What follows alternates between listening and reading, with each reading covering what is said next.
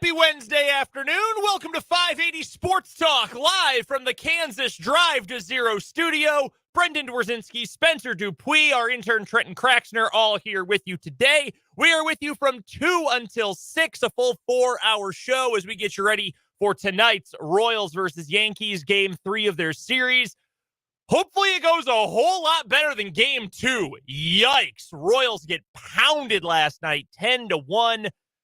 Brady Singer, not great. We're going to get to that coming up here in just a few moments. Trenton's got some beef with manager Matt Quatraro as well. We're going to get to that coming up a little bit later on this hour. We're also going to hear from the Kansas City Chiefs today. A few more players stepped to the lectern in Kansas City. We'll hear from Justin Watson and Hollywood Brown this hour. We'll hear from Chris Jones coming up in the next hour of the show. Plenty of NFL to get to. We'll get to some other NFL lingering questions from the offseason coming up next hour. We did our Chiefs questions yesterday. We will get to our lingering, and earlier in the week as well, we'll get to our questions for the rest of the NFL, especially the AFC, coming up in the 3 o'clock hour today. Some Big 12 football coming up in the 4 o'clock hour. We've got some futures. The fine folks at Prairie Band Sportsbook have updated their odds for the Big 12 championship, and I am still confused by one team and where they have wound up so far in the hierarchy of favorites to win the Big 12. So we'll get to that. Candidates for Big 12 Player of the Year, some win-loss totals, all that coming up in the 4 o'clock hour. Tim Fitzgerald will join us for this week's edition of the Wildcat Wrap-up on the Fleming Place Wine and Spirits Hotline. We've got plenty of 580 Sports Talk headlines to get to. We'll preview tonight's game, as I mentioned. One gotta go. What is wrong with you? It's all coming up today on this Wednesday edition of 580 Sports Talk. If you would like to be a part of the show, you can do so on the Top City Metal Supply text line. 785-272-9429 is that text line number. No more wasting money on metal pieces that we view as unnecessary leftovers. Top City Metal Supply will cut exact lengths of aluminum, steel, and stainless steel tailored to your project's specifications. So start optimizing your budget with Top City Metal Supply on South Topeka Boulevard, just north of Forbes Field. And, of course, the YouTube stream also running today. Head over to youtube.com, search 580 Sports Talk. Subscribe to the channel while you are over there. We're trying to get up to 580. We're trying to get that sub number to match the number of the station, the amplified megahertz, whatever it is. We're trying to get it all lined up. Synchronicity, that's what we're looking for. So if you haven't subscribed to the YouTube yet, go do so over at YouTube. 580 Sports Talk is the name of the channel. You can comment on the live show stream today. And you can see me making good on my bet from last week that we did hit 560 before the end of Friday's show, and I am wearing a Cowboys hoodie. Yes, I regretfully wear this. We do need to mention this. So earlier in the week, on Monday, Trenton paid off his part of the bet. He was rocking the K-State hat. And now Spencer, after you guys, while I was gone and while Dan was gone last week, Dan's still gone, he's on paternity leave, said, hey, if we can get to 560 YouTube subscribers, a number we have since passed, we will rock our gear from our least favorite teams, our mortal enemy sports teams. The Dallas Cowboys sweatshirt. Is it a comfortable sweatshirt? That's an old one. It's got the Reebok logo on it. Yeah, it's interesting. I mean, it's not quite my size, but it does do the job. Courtesy of our pal Bradley J from the Big 94.5 Country. Yes, if you during a commercial break, if you want to go back to our Facebook page, you can see the video from this morning as he pulled down my Sean Taylor towel. Pulled it down. Yeah, it is disrespectful. Jeez. Well, I think everybody who's listening and watching appreciates that you held onto your side of the bed here. Yeah, that's what I do. I'm a man. I stick to my word. That's good. I'm very appreciative of that. I'm also very appreciative I was not here for this bet, so I do not have to rock any Mizzou or Minnesota Vikings Also, stuff. Shout out to being white and like just totally making the live stream look weird. Yeah, so if you remember a few weeks ago, we have since on our video stream, we have reformatted the cameras, and now we've got just one still shot in studio. You can fit myself, Spencer, when Dan's here, you can fit him in here, all in just one clear shot as opposed to the multiple camera angles. Well, the lights over Dan were so bright with the old angles. It looked very angelic and really just washed out and crappy. That's kind of how it looked. With the all-white sweatshirt, the Cowboys gear that Spencer's rocking today, also kind of washed out. Yeah. But not as bad. I can see your face. I can see the details of your face on screen, which is a positive. Good. Yeah, that is a positive.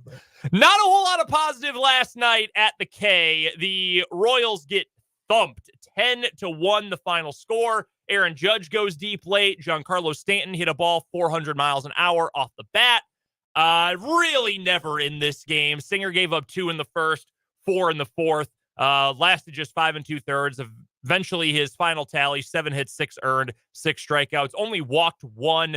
Didn't throw an especially efficient game. 103 pitches. Didn't get through 6 innings. Only 62 strikes. ERA ballooned well up over 3. Now sitting at 3.30 for the year. Before we get to the offense and a day that was both frustrating but also filled with a minimal amount of luck, I cannot shake the feelings I have had about Brady Singer since he came up in 2020.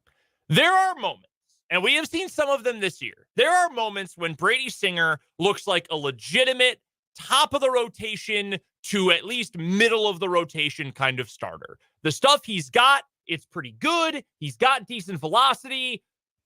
It looks all right. It looks like, okay, at the very least, this guy can be in the middle of the rotation.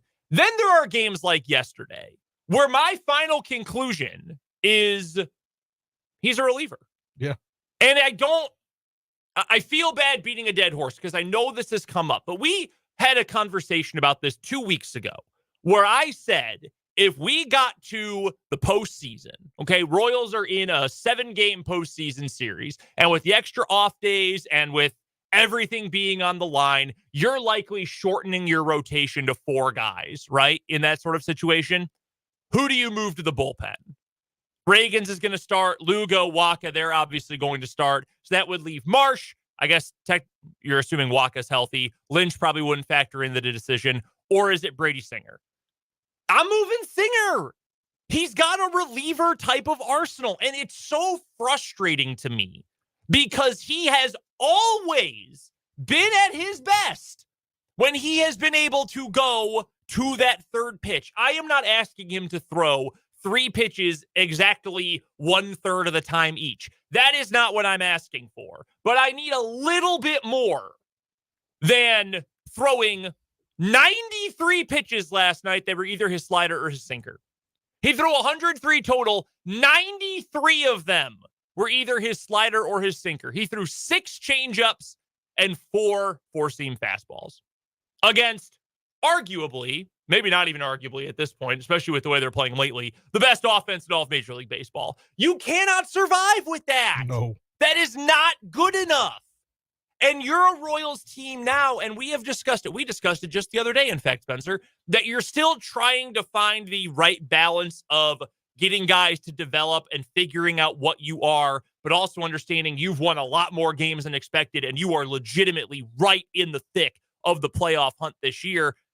If you got to the end of the season and this was the Brady Singer you got in September or certainly into postseason play in October, it's not good enough. Exactly. And I feel like I have, over the course of Singer's career, been especially frustrated with him because we have seen what the good can be. We have seen when he goes to that changeup just a little bit more often, a little bit more, how effective it can be, how much pressure he can put on opposing batters when he goes to it just a little bit more. If he's not willing to do it, he's a bullpen guy.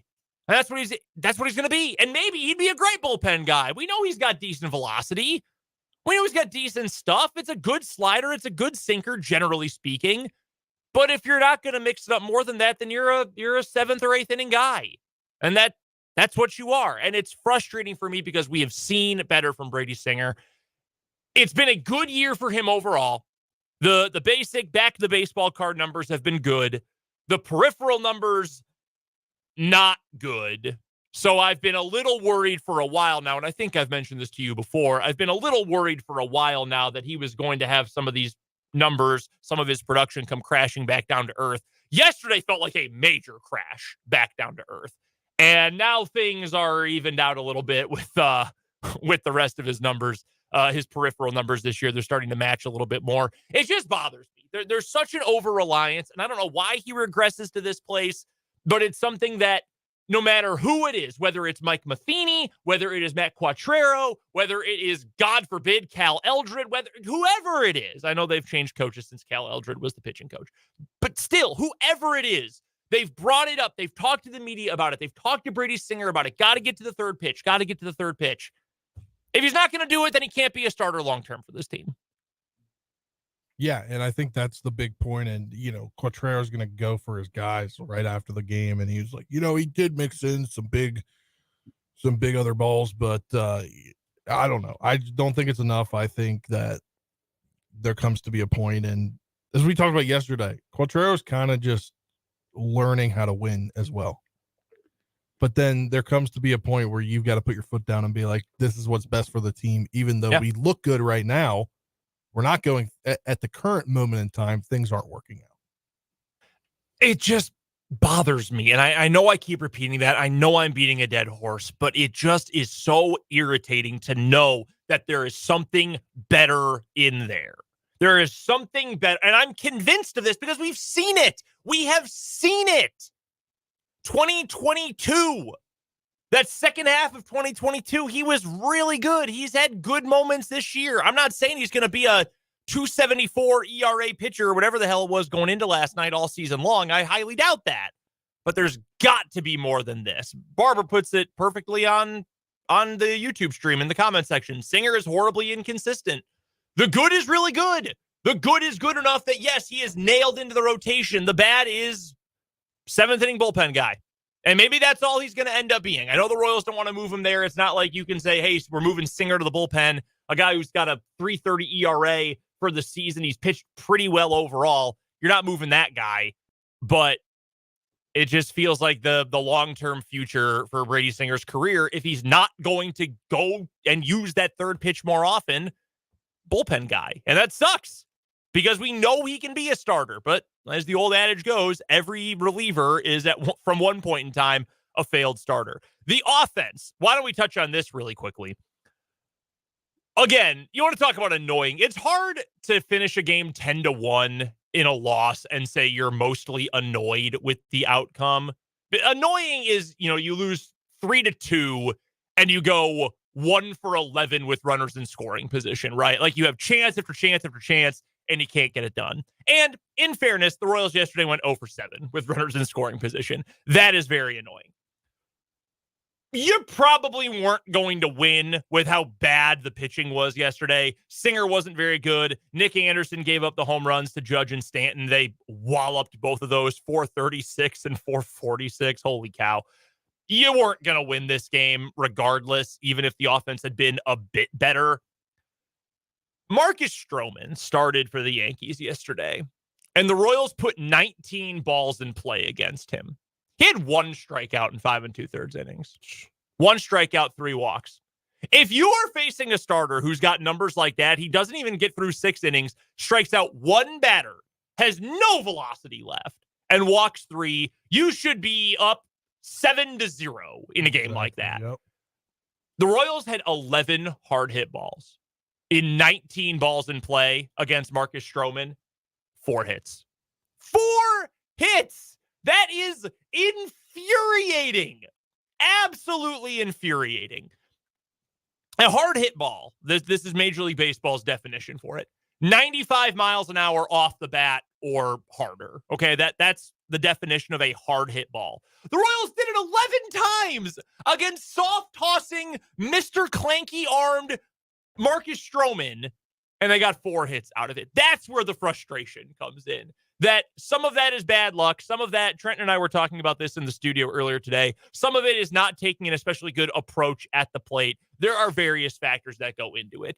The final factor, though, is that they got 4 hits off a guy who's throwing soft toss, and you have nothing to show for it. You got the Freddie Fermin meaningless home run in the 8th inning. It's nice for Freddie Fermin in his personal statistics. I think that was his first homer, right? Yeah, got him to 300 for the season. Second home run. Chris Paul hits a big shot to cut the lead to 42 type home run. Right, exactly. Like, oh, wow. Didn't get shut out. Good job, boys. It was a bad day in the field. Just a really irritating game. And I think the other thing, too, along with the part of the game that I hate the most, which is not being able to hit with runners in scoring position. You got him there. You did the hard part. Get a single. That's all you need. What a one base hit is going to bring a guy around. That frustrates me like crazy. Brady Singer's entire ethos of his career frustrates me like crazy. But if you're a Royals fan, and I have seen this from social media, not from everyone, but I have seen this from social media. It's a perception thing at this point, right? It's a perception that you can't beat the good teams. We have seen the Royals beat good teams this year. They are not just beating up on the crappy teams. To make a cross-sport comparison for you, the Bill O'Brien Houston Texans, they won a crappy division a couple times. The AFC South sucked the whole time he was in Houston. They beat bad teams all the time, and then as soon as they would play an actually decent team, they would lose.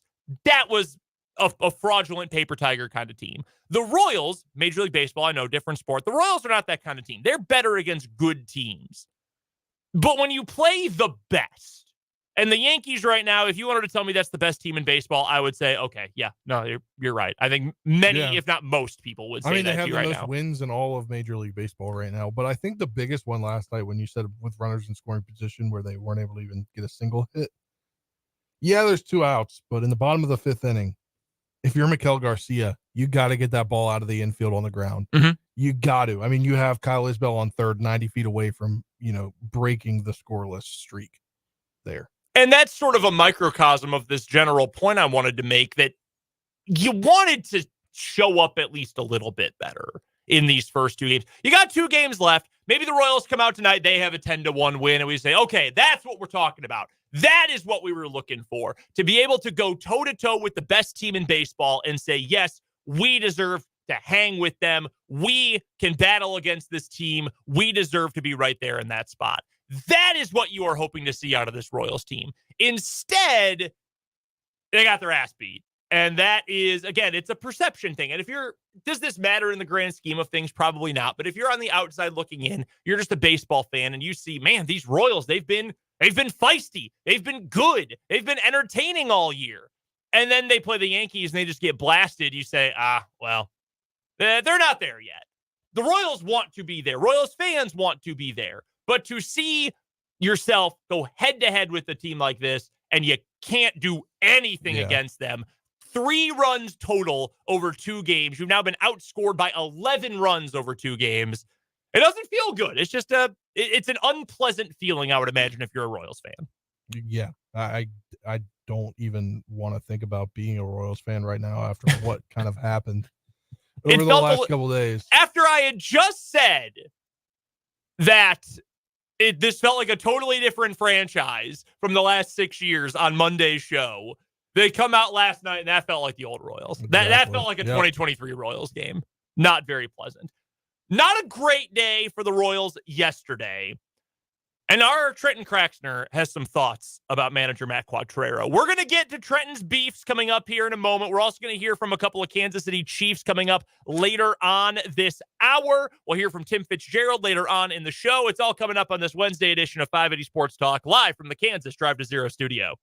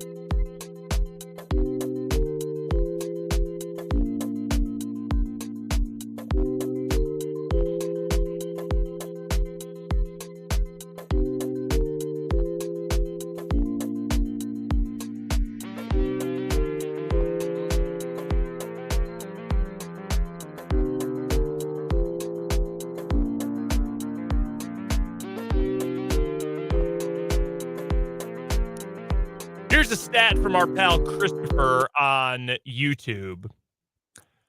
The starting rotation is where this all begins. Since June 1st, Cole Reagans has a 150 ERA. Everybody else has an 842. We have talked how many times this season about how important starting pitching has been to the Royals turning this entire thing around. And the starting pitchers have been awesome, truly awesome over the course of the year. An 842 starting ERA is not going to get it done. And is it a small sample? Yes. We are now 11 full days into the month. Today is day 12. You got to get a little bit better than that. But I think a lot of it falls on the offense, too. You can't live with getting 11 hard hit balls and 4 hits on that against a pitcher who's throwing 88 out there. You got to be a little bit better than that. Speaking of pitching, our Trenton Craxner, our summer intern on the other side of the glass, keeping us on the air throughout the summer, keeping the show on. Trenton, you told me today you've got some gripes. You've got some beef with someone I was not expecting. I am a big Matt Quatraro fan. Is he perfect? No, I do not think he is perfect. But Spencer, I believe it was you who said yesterday or earlier this week, he is second currently in odds to win AL Manager of the Year. Or was that a Trenton stat? I think that might have One been of you Trenton. said that earlier in the week. But you've got some beef with him. Yes. I'd like to preface this. This is not all going to be negative. Okay. The Royals, 68 games into the year last year, were 18-50. For context, the White Sox are 17-51 right now. The Royals are 39-29. And there's a lot of talk about their records against teams over 500. Right now, they're 11-18. But you know what? The Tigers aren't above 500. The Blue Jays and the Rays, they're all right. They're all right just under 500. Mhm. So if they get above, the Royals will have probably a winning record against teams with 500. There's a lot of teams that they've just beat that's right around 500 right now. Yeah, it's a dynamic thing. It can change with time. It's fluid. There's not much you can do when you're playing the 27 Yankees for 4 games at home, right? They have the best record in baseball and the best road record. They're 26-11 on the road this year. They've only scored 13 more runs than the Royals this year, all year. 345. The Royals have scored 332. So the Royals' offense has been great. Mhm. But in the month of June, the starting pitching has been bad. 27th best ERA going into last night before Singer gave up 6 runs in 5 2/3 in the month of June. Maikel Garcia is 2 for 26 on this homestand. And he keeps hitting leadoff every day. I don't remember the last time he had an off day. Maybe in the Seattle series when they played at Seattle when I first started here a month ago. Mhm. He's hitting leadoff tonight. Salvador Perez is 4 for his last 37 and has 1 RBI this month.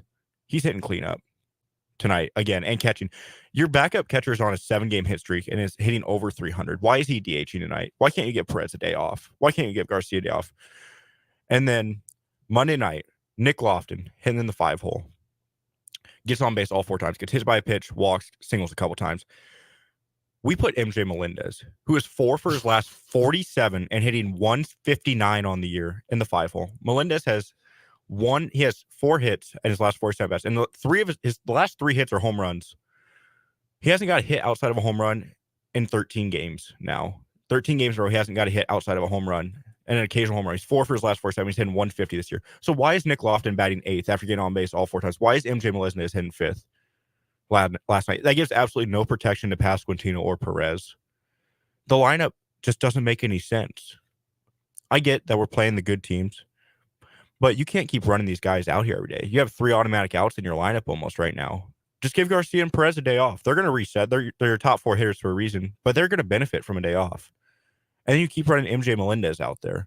MJ Melendez's approach has the approach of me playing MLB The Show up there. He was up 2-0. He was Marcus Stroman's last out last night. They had 2nd and 3rd with 1 out.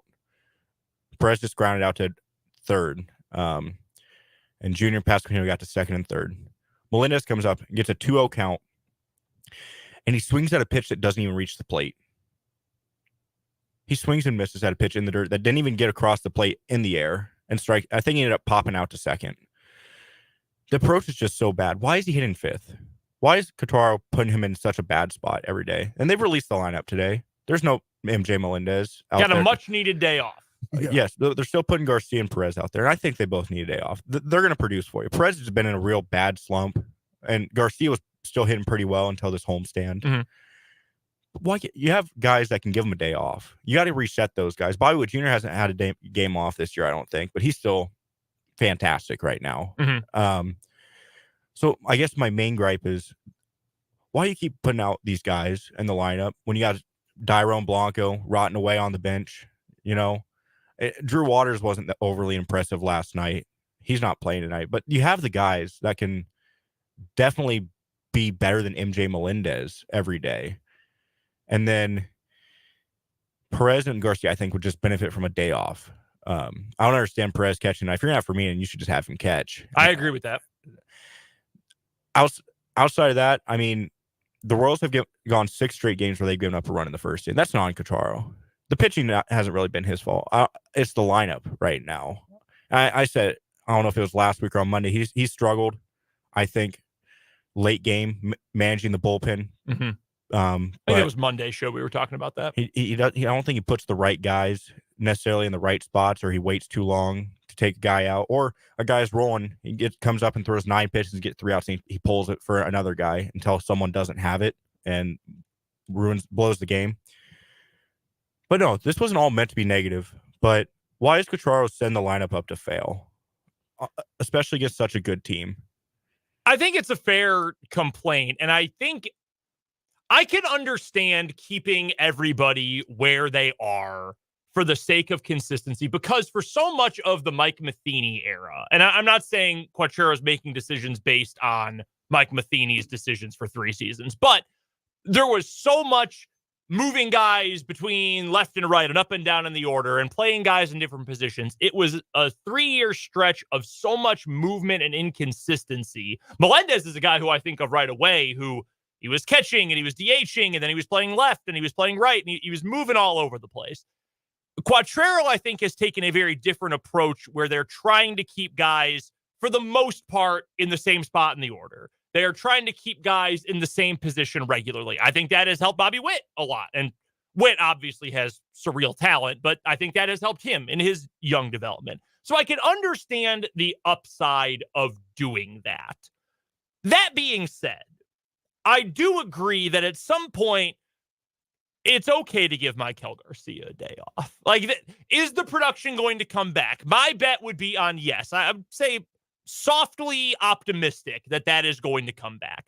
But in a game like this, for example, and this is a little radical, why not lead off with Lofton? Why not try to put someone like Lofton? It's a very old school kind of lineup then, because you're saying, hey, Lofton's not hitting for power. He's probably not hitting for a lot of slug, but he's a guy who can walk. He's a guy who can single. He's a guy who can get on base ahead of Bobby Witt Jr. and Vinny Pasquantino. Maybe that is a different approach you take every once in a while. Salvi could use a day off. I agree, Trenton, with you completely. This is a conversation Dan and I had a bunch last season, and especially going into the start of this year. I would DH Salvi more than the Royals do. He has been way better defensively this year. We know he's good at throwing out base runners. We know he's got a good glove. He's been better at framing. Extend his career as long as you can. Give him a chance to DH a little more often. I agree completely. If Fermin's going to play, just catch him. So I don't know that I am quite as aggressive about my thoughts on the lineup construction, but I see where you're coming from. You need to be able to evolve over time. And I think we haven't seen enough evolution with the lineup to match the struggles the Royals have been dealing with. I think, too, while you want to give some guys days off, you obviously can't give them all at the same time, right? You can't give 3 guys days off in the lineup. You probably really can't give 2. Maybe you move somebody to DH so they're not fielding, less on them. Maybe they're in the dugout more, getting able to work on their swing down under if there is a thing underneath. Yeah. Those are things you can do, but I think maybe you see, so Melendez is out of the lineup today is what you guys said? Yeah. So then tomorrow, maybe you'll see somebody else out of the lineup. Yeah, that's a good point. Hopefully it's something that starts rotating from here on. Yeah. Yeah. Lofton has been great. He's been awesome. He's not providing the power that Massey brought, but he's been fantastic since getting called back up. And he's a nice player. Yeah. He has a great approach at the plate. He could have walked 2 times last night. He kind of got himself out on 3 ball counts. I thought, but that happened. Mm-hmm. Why was Nelson Velasquez? Why was he hitting behind MJ Melendez?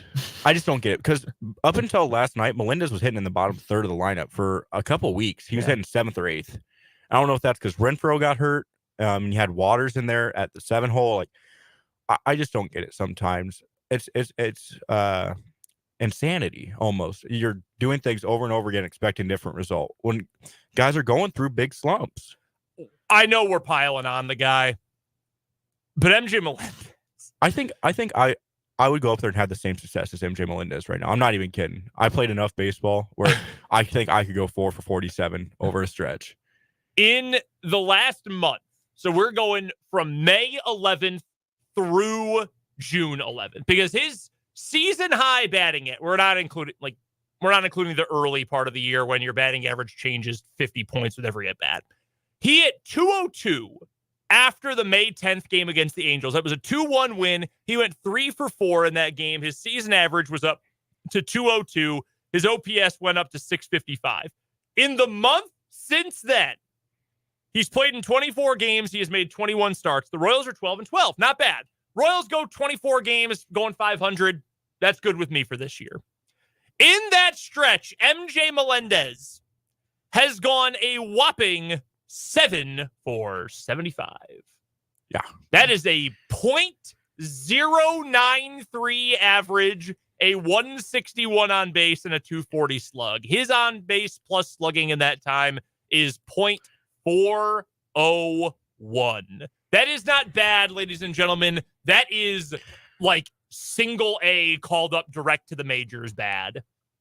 Yeah, and like I said, this isn't all negative. The Royals are on pace for one of the biggest turnarounds win-wise still overall. And if they just get through this week, the remaining schedule for the All-Star break is rather favorable. They're playing a lot of not bad teams, but teams around 500. Just get through this week. But you can't keep running MJ Melendez out there. Like, it's just brutal to watch, because they've already changed where his hands are when he starts his at-bat. They're working on that in the major leagues right now. Why isn't he doing that in AAA? His hands are different. Okay, great. He's still overpowered on the fastball. He's swinging late, and he doesn't have good pitch selection. He goes up there and strikes out on 3 or 4 pitches at least twice a game right now. And out of those 75 bats, how many strikeouts does he have over the last month? Does it say? He has struck out 22 times. That's almost as many hits as he has all year. He struck out 20. He has like 30 hits this year, I think, and 7 of them are home runs. He hasn't got a hit outside of a home run in the last 14 games. He's just an automatic out in your lineup right now. That's wild. You're right. He really does only have 30 hits. Yeah, it's tough. It's a tough watch right now. That's one of the toughest reasons about losing Hunter Renfroe is he was just hitting his stride too. Yes, a little extra protection in the bottom third of the lineup. Yeah, it's tough. The injuries have not been a major problem all year, but man, they hit at a very unfortunate time. Coming up next, we will shift gears from the Kansas City Royals to the Kansas City Chiefs. We'll hear from a pair of wide receivers at Chiefs camp after this on 580 Sports Talk.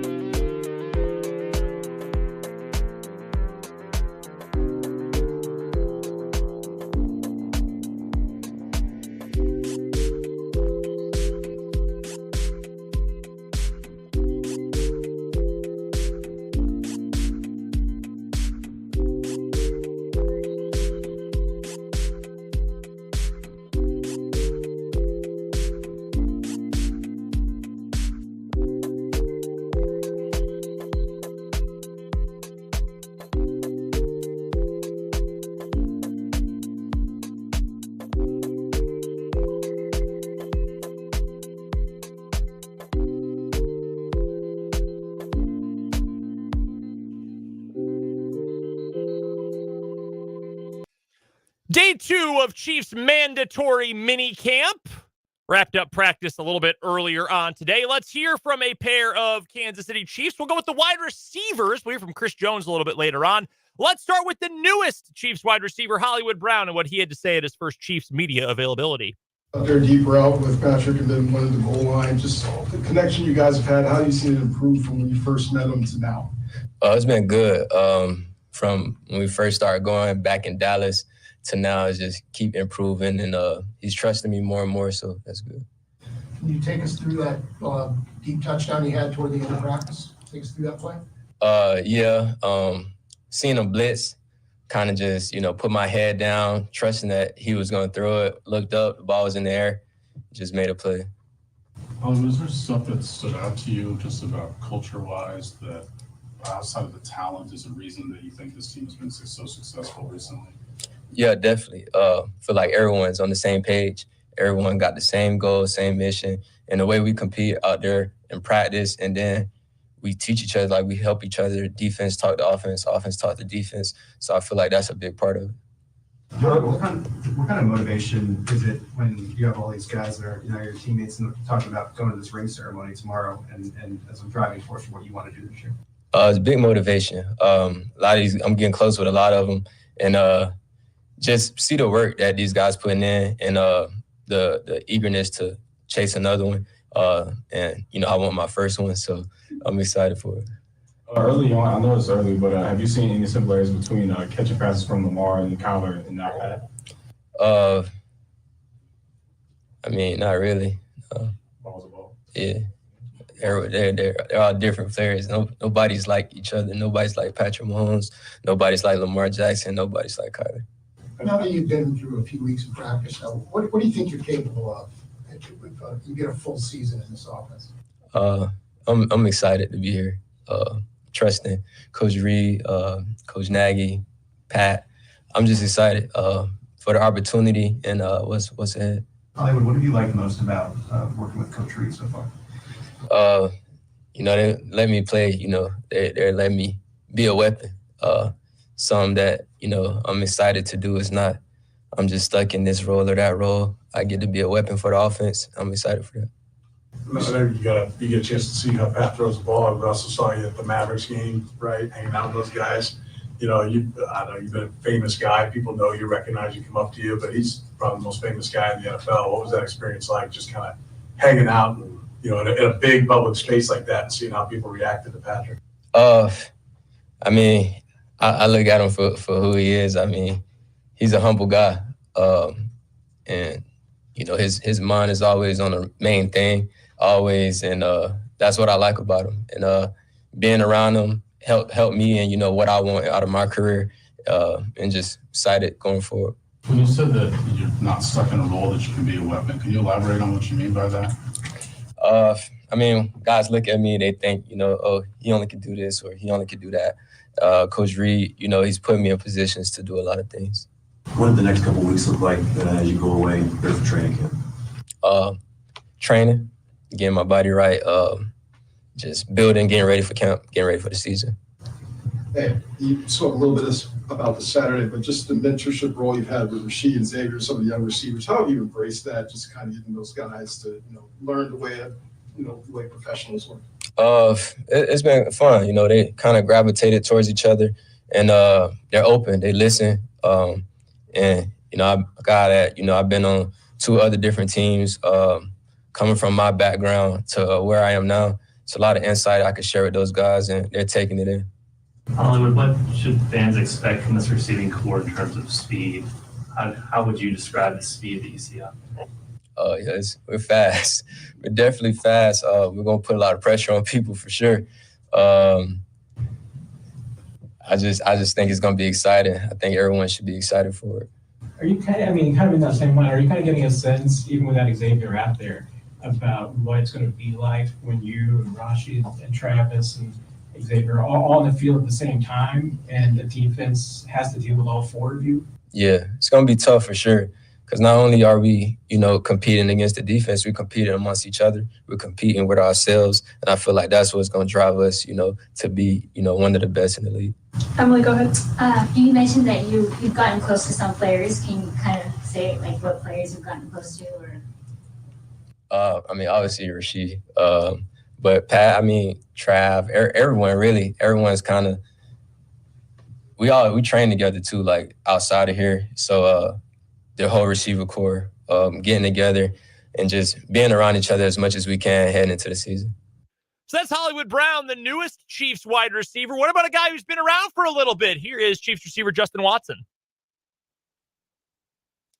Out there deep route with Patrick and then one in the goal line. Just the connection you guys have had, how do you see it improve from when you first met him to now?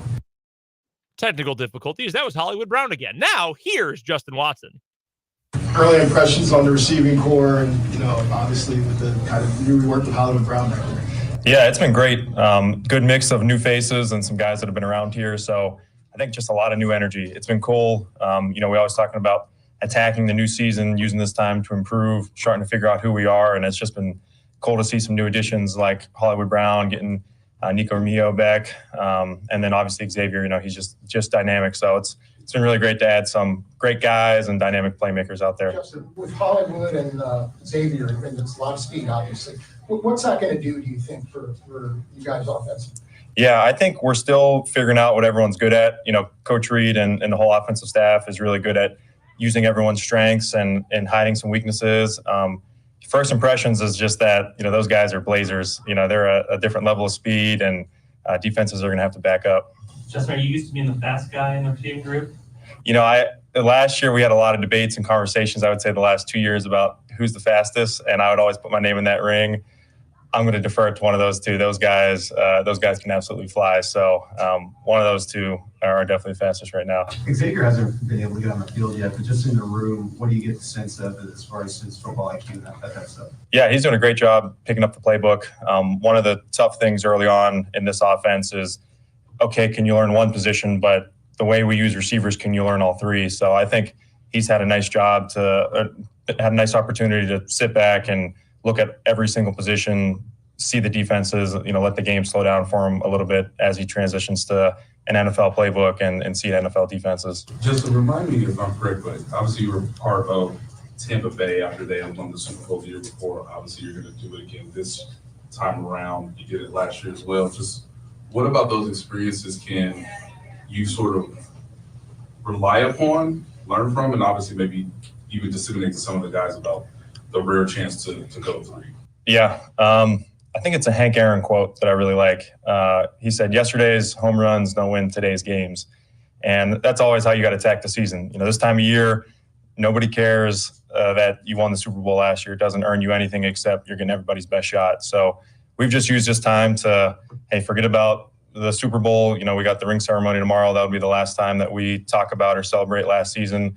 But really, since we've gotten here, it's been, you know, the whole train's moving forward. Nobody's talking about last year. It's about what we want to do this year. How much does it need for the offense evolve? I mean, I know that the core is probably there, but year to year, are you finding yourself each year like, oh, wow, look at this? Or, you know, do you kind of see it coming? Is it an evolution that happens all through the season and you just kind of pick up when the new year starts? Yeah, I'm already excited about what we have going in for early next season. I think our coaching staff is so smart that they see any tendencies that we give, anything that defenses try to throw at us late in the season, and we try to figure out a way, how can we complement that? How can we use what they're overplaying to our advantage? So, you know, I know Coach Reed's record in the first month of the season has been good, and I think a lot of that's been just all the film work, all the study in the offseason, just taking they watch every single play from the previous season multiple times over. So just that level of detail makes us feel really confident and comfortable out there running around. Last season, the receiver room was, you know, it was a big accountability and holding everyone accountable, you know, amongst all the problems. Just as the vet, you were kind of the vet in the room last year, and it seems like you're the vet in the room again this year. I mean, just what's it going to be like kind of teaching these young guys and bringing them along? Yeah, I think, you know, we learned a lot last year from those experiences. I think kind of the midpoint of the season, we figured out what habits we had to put in our room to be successful and to win games. And I've seen those habits carry over. And then guys like Hollywood Brown, I mean, he's a worker for everything else, you know, dynamic playmaker. He is a hard worker and a good leader. So it's been cool to see us have what we had at the end of last year, and then another veteran guy like Hollywood come in and just add some things onto that.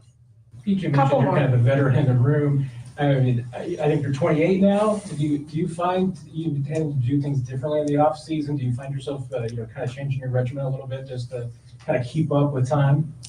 Yeah, I mean, I think at this point, you just figure out your off-season routine and what works for you. So I think it's been similar the last few years, going late into the postseason, playing in the Super Bowl, and then coming back for OTAs is a challenge. But, I've been fortunate enough to do that 3 times. So you kind of figure out how to get your body turned around quickly. And then, once you come here, it's just fun. It feels like back to being a kid again, just going out there. Can't believe I can still put a helmet on and call this a job. Can you explain kind of what you do during the off season? Yeah, I mean, for me, it's first couple weeks are my wife's. I joke. She woke up with my son every morning, and the morning after the Super Bowl, he woke up at 5 a.m. Vegas time, and she said, "Hey, it's your turn." So, I just try to spend a lot of time with family. Just get a lot of body work, a lot of massages, and then just start back lifting, running routes, getting down to Texas with Pat and those guys, and man, we just got a good thing going right now. So that is Justin Watson and what he had to say earlier today at Chiefs mandatory minicamp. We're going to hear from Chris Jones, an edited version of what Chris Jones had to say. A little colorful with the language today. We'll hear from him coming up at the bottom of next hour. We'll also talk some NFL. We've got one gotta go, plus your texts to the Top City Metal Supply text line and your comments on the 580 Sports Talk YouTube stream as well. That's all coming up after the news here on 580 Sports Talk, live from the Kansas Drive to Zero studio.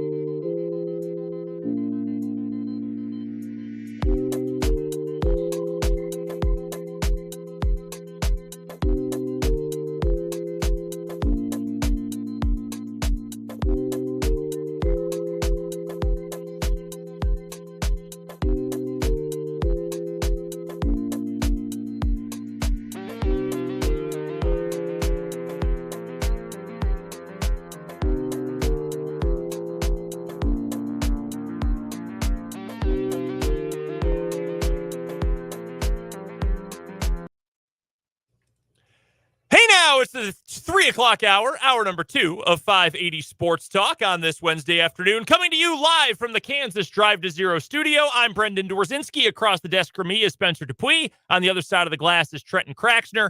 Here with you until 6 o'clock today. Take you into Royals baseball tonight. 6:30 pregame start time. 7:10 first pitch from the K. Pregame, postgame, and the game itself can all be heard right here on 580 WIBW. Today we'll also have a little 580 Sports Talk overtime coming your way from 6 until 6:30. Tim Fitzgerald is going to join us a little bit later in the show for this week's edition of the Wildcat Wrap-up. We'll hear from Chris Jones later on this hour as well. Plenty of NFL to get to this hour along with Chris Jones. We'll get to some general NFL stuff here in a minute as well. Plus, we'll play today's round of One Gotta Go. Your texts are welcome to the Top City Metal Supply text line, 785-272-9429. From construction sites to renovations and from the farm to the garage, Top City Metal Supply understands the value of precision and cost efficiency. No more wasted materials, no more wasted money, just metal cut to exact sizes that you need. Top City Metal Supply is located on South Topeka Boulevard, just north of Forbes Field. YouTube comment section also open. Head over to youtube.com, search 580 Sports Talk. Subscribe to our channel while you are over there, and then you can hang out and watch the show live on YouTube. The video can also be found over on Facebook, WIBW News, as well as on Twitter at 580 Sports Talk. Plus, if you subscribe, I think we're going to do something fun when we get to 580. You guys did the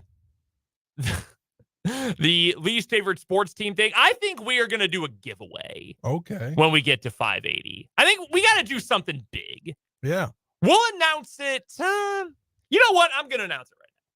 You already did. You didn't even announce this to me yet. No, I did. I just came up with it on the spot. When we get to 580 subscribers, I think we'll do an on-air Diamond Club giveaway on the show.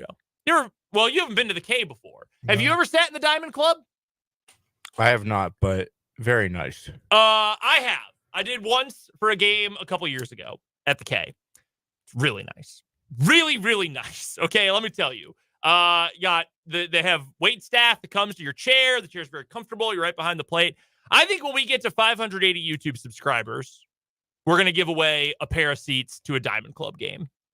So that's what we're going to do. That's what we want you to do. Go subscribe to us on YouTube. 580 Sports Talk's the name of the YouTube channel.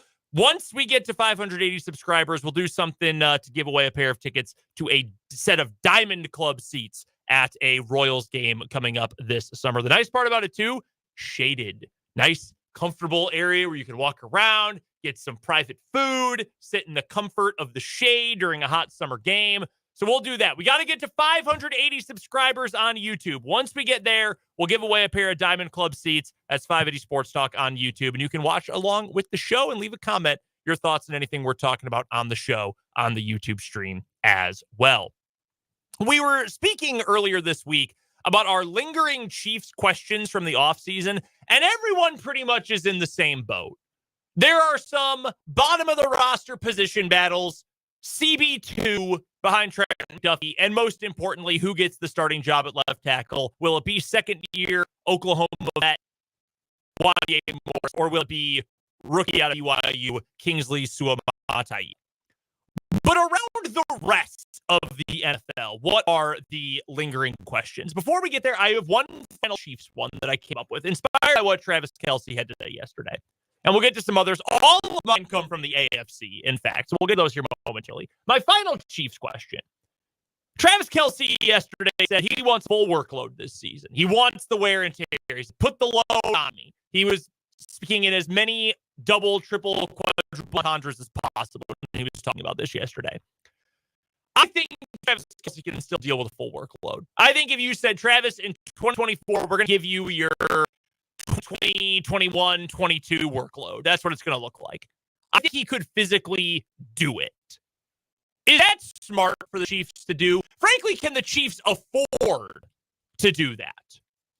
I think the answer is no. I don't think it would be far-fetched to say you could take away a few Travis Kelce snaps and he could still get to 1,000 yards and 5 to 8 touchdowns on the season. I don't think that's an impossibility.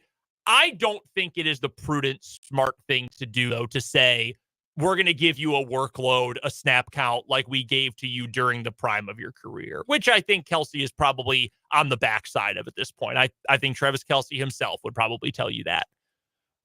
Do you think you can give that to? I think you at this point want to not do the Jerick McKinnon thing where you essentially didn't bring him up to full speed until like week 13 and then into the postseason. I'm not saying Travis Kelce should effectively be a backup until that point, but I do think it would be smart to monitor his snaps for most of the regular season so that he's as fresh as can be for the playoffs. You know why? We saw him as fresh as can be for the playoffs, and he was dominant, as good as he's ever been in the postseason last year. So to me, I would say hold up on doing the full workload. Do you feel the same way that it's maybe smart to not give him 100% full go like we've seen for much of his career to make sure he's prepared for January and February? I'd say yes and no. Okay. Like monitor it game by game. Okay. Or before each game. Like, hey, how you like legitimately how are you doing? Mm-hmm. Like, do you need a little bit of rest this game? Or maybe it depends on who their opponent is. Like give them everything against the contenders, but maybe back off against teams that they can, they don't really need his presence to win, like the Broncos or I don't know, just teams that are bad on their schedule. We will get to the Broncos here momentarily, but I know that he wants to have that workload, but sometimes coaches have to look out for their players. Organizations have to look out for the best interest of their players. And if you are Andy Reid, you're Matt Nagy, you are Brett Veach, and you're saying, what is the way we can get the best Travis Kelce come the postseason? And if the answer is that instead of playing 80% of the snaps, he's going to play 75% or 70% of the snaps this year, I think you do it. You are worried more about the postseason than you are worried about the regular season. And frankly, this past season, with one of the worst wide receiver cores in the league, you were able to prove you didn't even need that first round bye. And you were fine for the postseason. Granted, most of the guys rested in week 18, but still, you don't need to have the first round bye to be a legitimate Super Bowl contender. So I think you can load manage a little bit for Travis Kelce going down the stretch and make sure he is fully healthy. You don't have to give him that gigantic workload, and you shouldn't need to if you've got Rashee Rice back and with the additions of Xavier Worthy and Hollywood Brown as well. All right, let's get to the rest of the NFL. We've got plenty here. We'll go through these as quickly as we can. AFC, that's where we're going to start. Most of these are in the AFC. Number one for me. Has Baltimore done enough this offseason to keep pace with the Chiefs? I think the Chiefs have a better roster going into this year than they did last year. Has Baltimore done enough to say we are still number 2 behind Kansas City? I think so, yes. I mean, they bolstered their running back core when their running back core was injured last year. I think that two-headed monster between Lamar and Henry is going to be something that's going to be so unpredictable at times. Who's going to have the ball? And their receiving core was already pretty good last year. You get Mark Andrews hopefully for a full season if you're the Ravens, and that receiver core can be even better. So the run and the pass are going to be great this year. And that defense, yeah, they lost some guys, but the Ravens defense seems to historically be really good. I actually disagree, and I would say no. I think that Derrick Henry with that offense is going to be awesome. And I think Derrick Henry's got some left in the tank. I think he's going to be a good player this year, and maybe for next year too.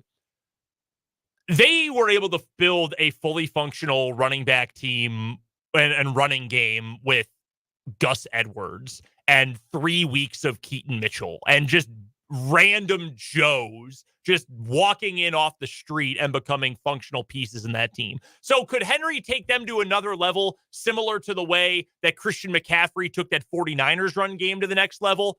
Yes.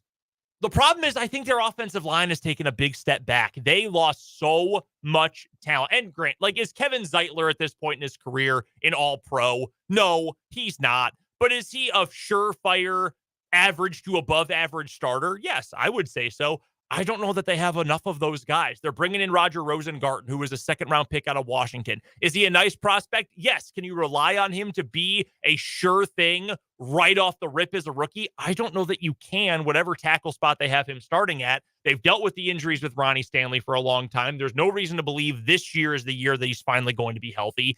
That's my concern for Baltimore. So I actually think they have taken a step back. Maybe they are still a good team. Maybe they're still number 2 in the AFC, but I do think that there has been a little bit of a gap that has grown between where they are and where the Chiefs are heading into this season. Next up, still from the AFC. Let's stay in the AFC North, shall we? And I don't know that we have a question for this, or an answer for this, excuse me. Is Joe Burrow actually going to be healthy? If Joe Burrow is actually healthy, I think Cincinnati's got one more year when they are arguably the number 1 contender for the Chiefs' crown in the AFC. I would agree with you. They're going to have T. Higgins this year unless he decides not to play because he doesn't want to play on the tag. They're going to have Trey Hendrickson still this year. They've still got Jamar Chase. I think their running game, if they focus less on Joe Mixon. Mixon's such an interesting piece. He went to Houston, and I think Houston's running game is going to get better. He also left Cincinnati, and I think Cincinnati's running game is going to be better because Houston's was so bad. I think he is a good enough player that's going to raise the floor for that group. Cincinnati, though, needs more explosiveness in the run game. And I think that Chase Brown as their number 1 is definitely going to help in that regard. And Zach Moss is a nice player, too. They've got a good team.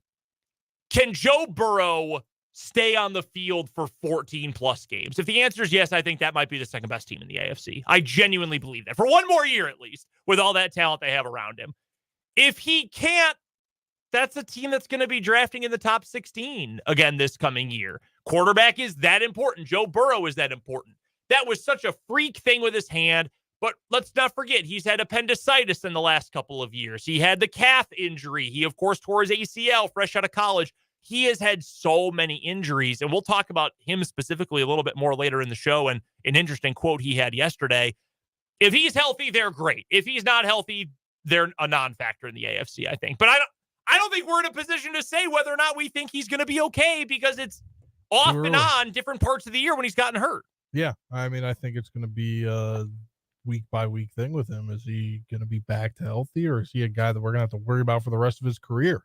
Another one that you sort of have to answer just based on faith at this point. We're not going to know until this season is underway. Can C.J. Stroud build on how good he was as a rookie? Essentially, do you think he is going to keep building on that? That this is a prognostication question at this point. My answer is yes. I think he will. Yeah, I agree. I mean, you add in Stephon Diggs in there, and that's just another weapon for him to go to with the emergence of the 2 other guys, Tank Dell being one of them in that offense.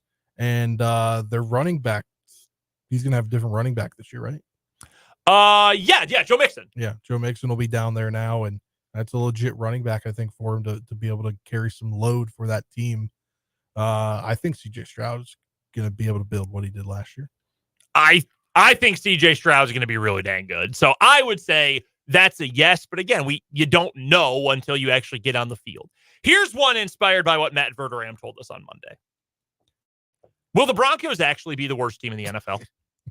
I have a hard time saying yes, but then I heard this discussed on a podcast. I think it was the Mina Kimes podcast this week. I was listening to an old episode from a week or so ago that she did with Greg Rosenthal of Around the NFL. They were saying they were giving their picks for the X Factor non-quarterbacks for every team in the AFC. And they were talking about the Broncos roster, and Greg Rosenthal said they're not the worst necessarily at any given position group, but just go position by position. Where are they good? Yeah. Not even great, not even elite. They have one player who I would say right now, no doubt, is an elite talent. That's Patrick Surtain. I think he's a star. Outside of that one player, what are they? Quarterback, below average quarterback room. Wide receiver, I like Cortland Sutton. I like Marvin Mims. Okay, fine. That's an okay room. Running back, no idea. No idea. Is Jameel McLaughlin going to be a legit dude? Can Javonte Williams get back to full strength? Totally up in the air. Offensive line, average to below average. Pass rushers, average to below average. Baron Browning is a good player. He can't stay on the field. Safety group took a step back without Justin Simmons. Linebackers, they've been bad since they won the Super Bowl in 2015. 2016 game, 2015 season, you know what I mean. Yeah. That team, they might not have anywhere that's bottomed out completely, but that roster is so bleh, so mediocre. Maybe they will be. I don't think so. I have a hard time seeing them being the worst team in the league. But would you be surprised? Would you be shocked if they're the team that ended up picking first in the draft next year? Nope. I wouldn't be. That's why the Knicks pick didn't make any sense. Trade back. No one's going to take him. Trade back, add more picks. You need more talent. That's a big one for me. I don't think they will be the worst, but Matt Verderam was convinced. He was all in. Yes, this is going to be the worst team in the NFL. All right, let's get to a couple other AFC ones. You asked us this one, Spencer. Did the Dolphins get better this offseason? Yeah, I think that's a legitimate question. Clearly, they made the playoffs last year. They have one of the most prolific offenses in the game with what they're able to do with the movement of the receivers prior to the snap, but they couldn't get past the Chiefs in a frozen tundra at Arrowhead in wild card round. Mm-hmm. So are they better than they were last year? Has their defense gotten better? This is for Tua and his weapons. They only have a couple more years with everybody. Yeah, I think roster-wise, they have gotten better. They added Jordan Poyer on a one-year deal. I like Poyer. I think he's still got something left. That's a nice addition. Slurred that. Shaquille Barrett gets signed. I think Shaq Barrett is an okay player. That's pass rush depth, fine. Jonnu Smith got a 2-year deal. Smith's a fine player. Okay, nice. They added Jordan Brooks. They added Aaron Brewer at center. Aaron Brewer is a very average center. Average is a massive step up for the Dolphins at center from last year to this year. So that's a big step. Kendall Fuller, former commander, former chief. He's added. They've added nice pieces, I think. Their roster, I would say, is better. Here's the problem. But does it translate to on the field? That's where I was going. I think they have a better roster than they did last year, but will it actually translate to on-field success? And I think that's a Mike McDaniel question, honestly, because the 2 years in a row, their offense has come out of the gate for half the season. Whoa, man, they've broken football. That's what we said, right? When they beat the Broncos by 1 million, they broke offense. This is next level. What happens in the second half of the year? Weather gets bad, teams figure out how to adjust and approach them defensively, and they're not the same team. And then you get to a game like when they played in below zero temperatures at Arrowhead, and you just say, yeah, they're not really built for this, are they? They're not really interested in this game, are they? Everyone on earth knew they were going to lose. There was absolutely no intrigue in that game. We all knew the Dolphins were going to lose to the Chiefs. It was as obvious as could be. I don't know that they have done enough structurally to improve, because I don't know how much they've done structurally to change the makeup of that organization. One other question, by the way, for Miami. This isn't a now question. This is a future question. Would you pay Tyreek Hill? Because Justin Jefferson just got a record-setting contract. CeeDee Lamb is going to get paid at some point. Jamar Chase, in all likelihood, is going to get paid at some point. Tyreek Hill has been great in his career. He has been especially great since going to Miami and playing in this Mike McDaniel offense. Tyreek Hill is 30 years old. He turned 30 in March. His contract is up, and every star wants a new deal before their contract is up. Tyreek's deal will expire in 2026, so he's got 2 more years after this one. But he has also gone on record saying that he doesn't know if he wants to play after that contract. But then he also came back, I think, recently and talked about getting another contract. Yeah. So he's very all over the place. He is extremely all over the place. He's not going to finish out his current deal one way or the other, whether it's a restructure, an extension, something else. He ain't finishing off his current deal. Do you know what his cap hit is in 2026? No, I mean, I didn't, but I just looked. And oh my gosh, how is that? What? 56 mil. Imagine trying to keep that cap hit, and Tua's contract's going to be over by then, probably, right? Yeah. Oh, yeah, he'll get extended by then. So, what?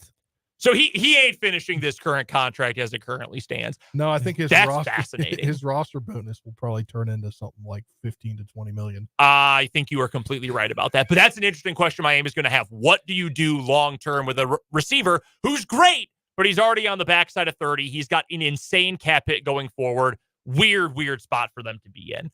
This one I think we've talked about a couple of times, but it's so out there. I think I've turned and I'm a little bit more optimistic about the Bills. The question you asked, Spencer, is who are the Bills?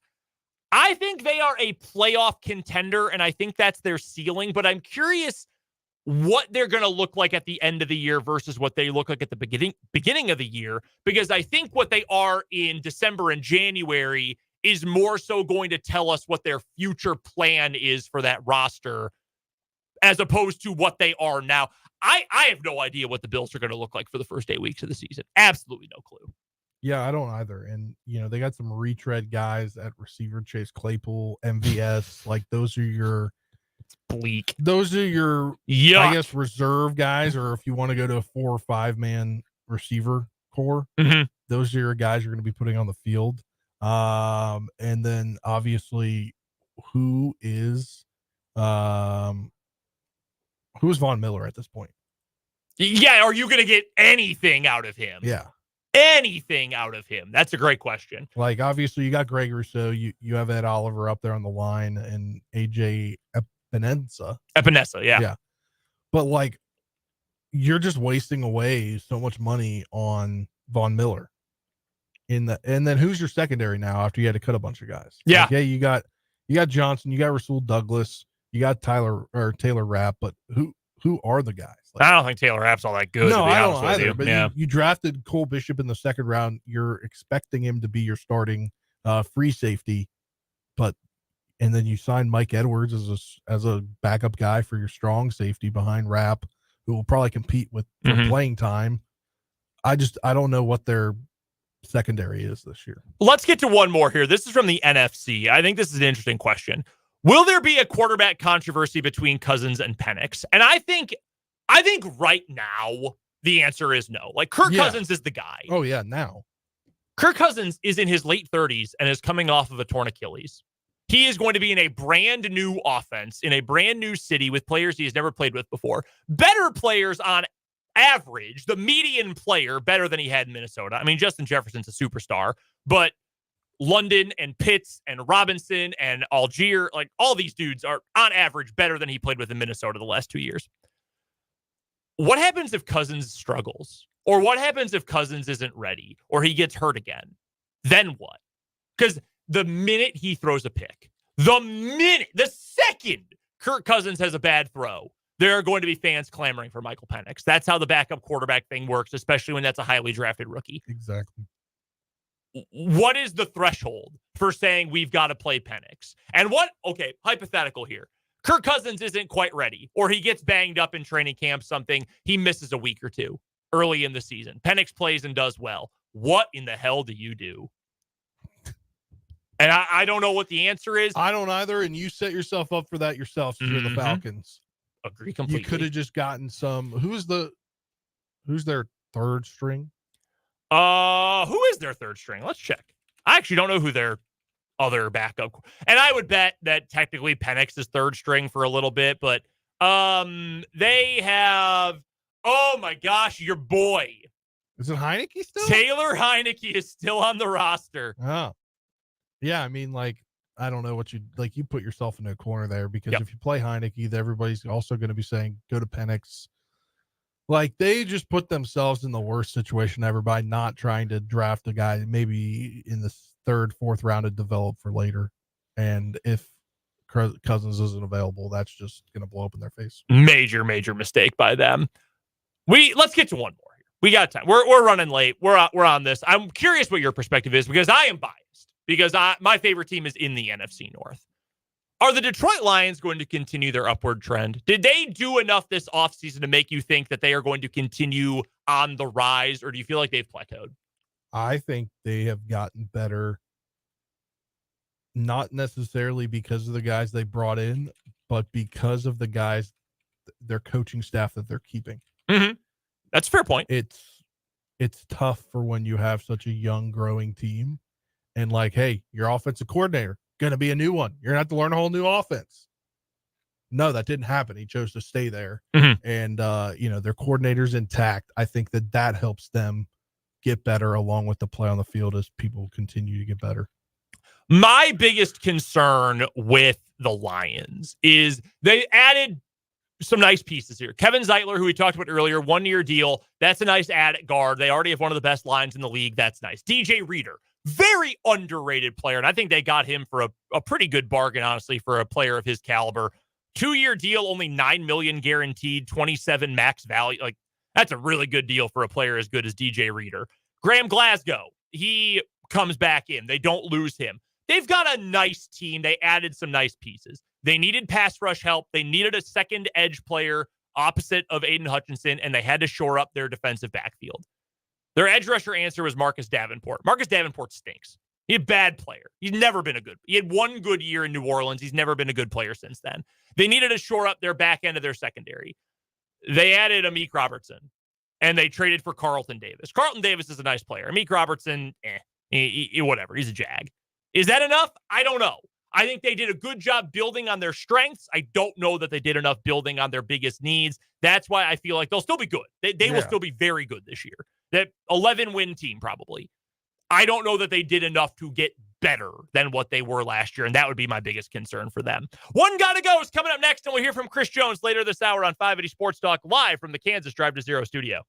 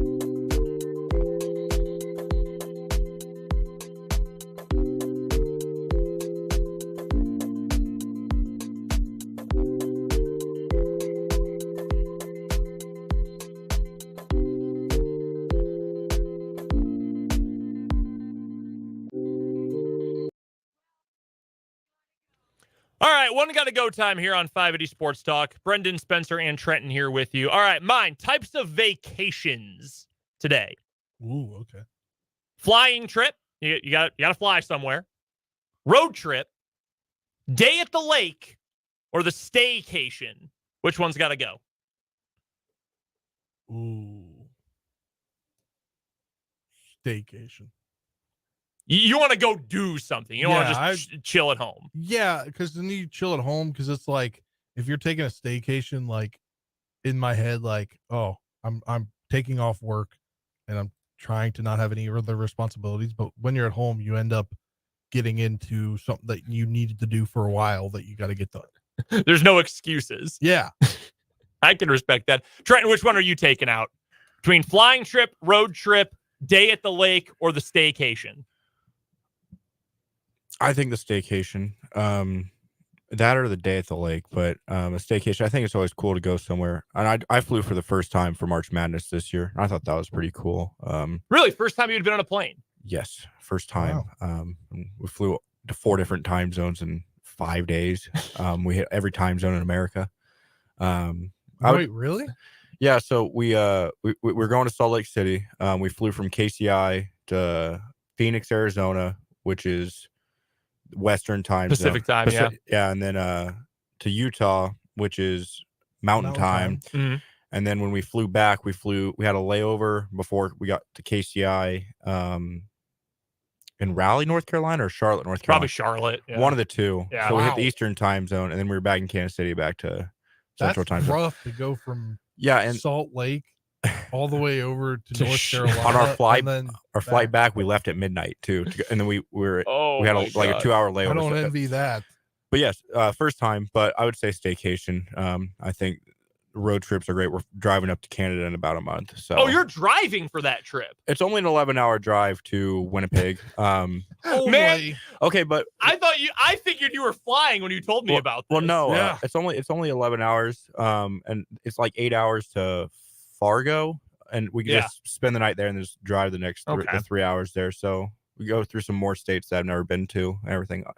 So yeah, I'll tell you, if it's 10 hours or more after driving out here from Virginia, I'm kind of out on that. Got to take the plane at that point. I think you make it to Denver, 9 hours or something?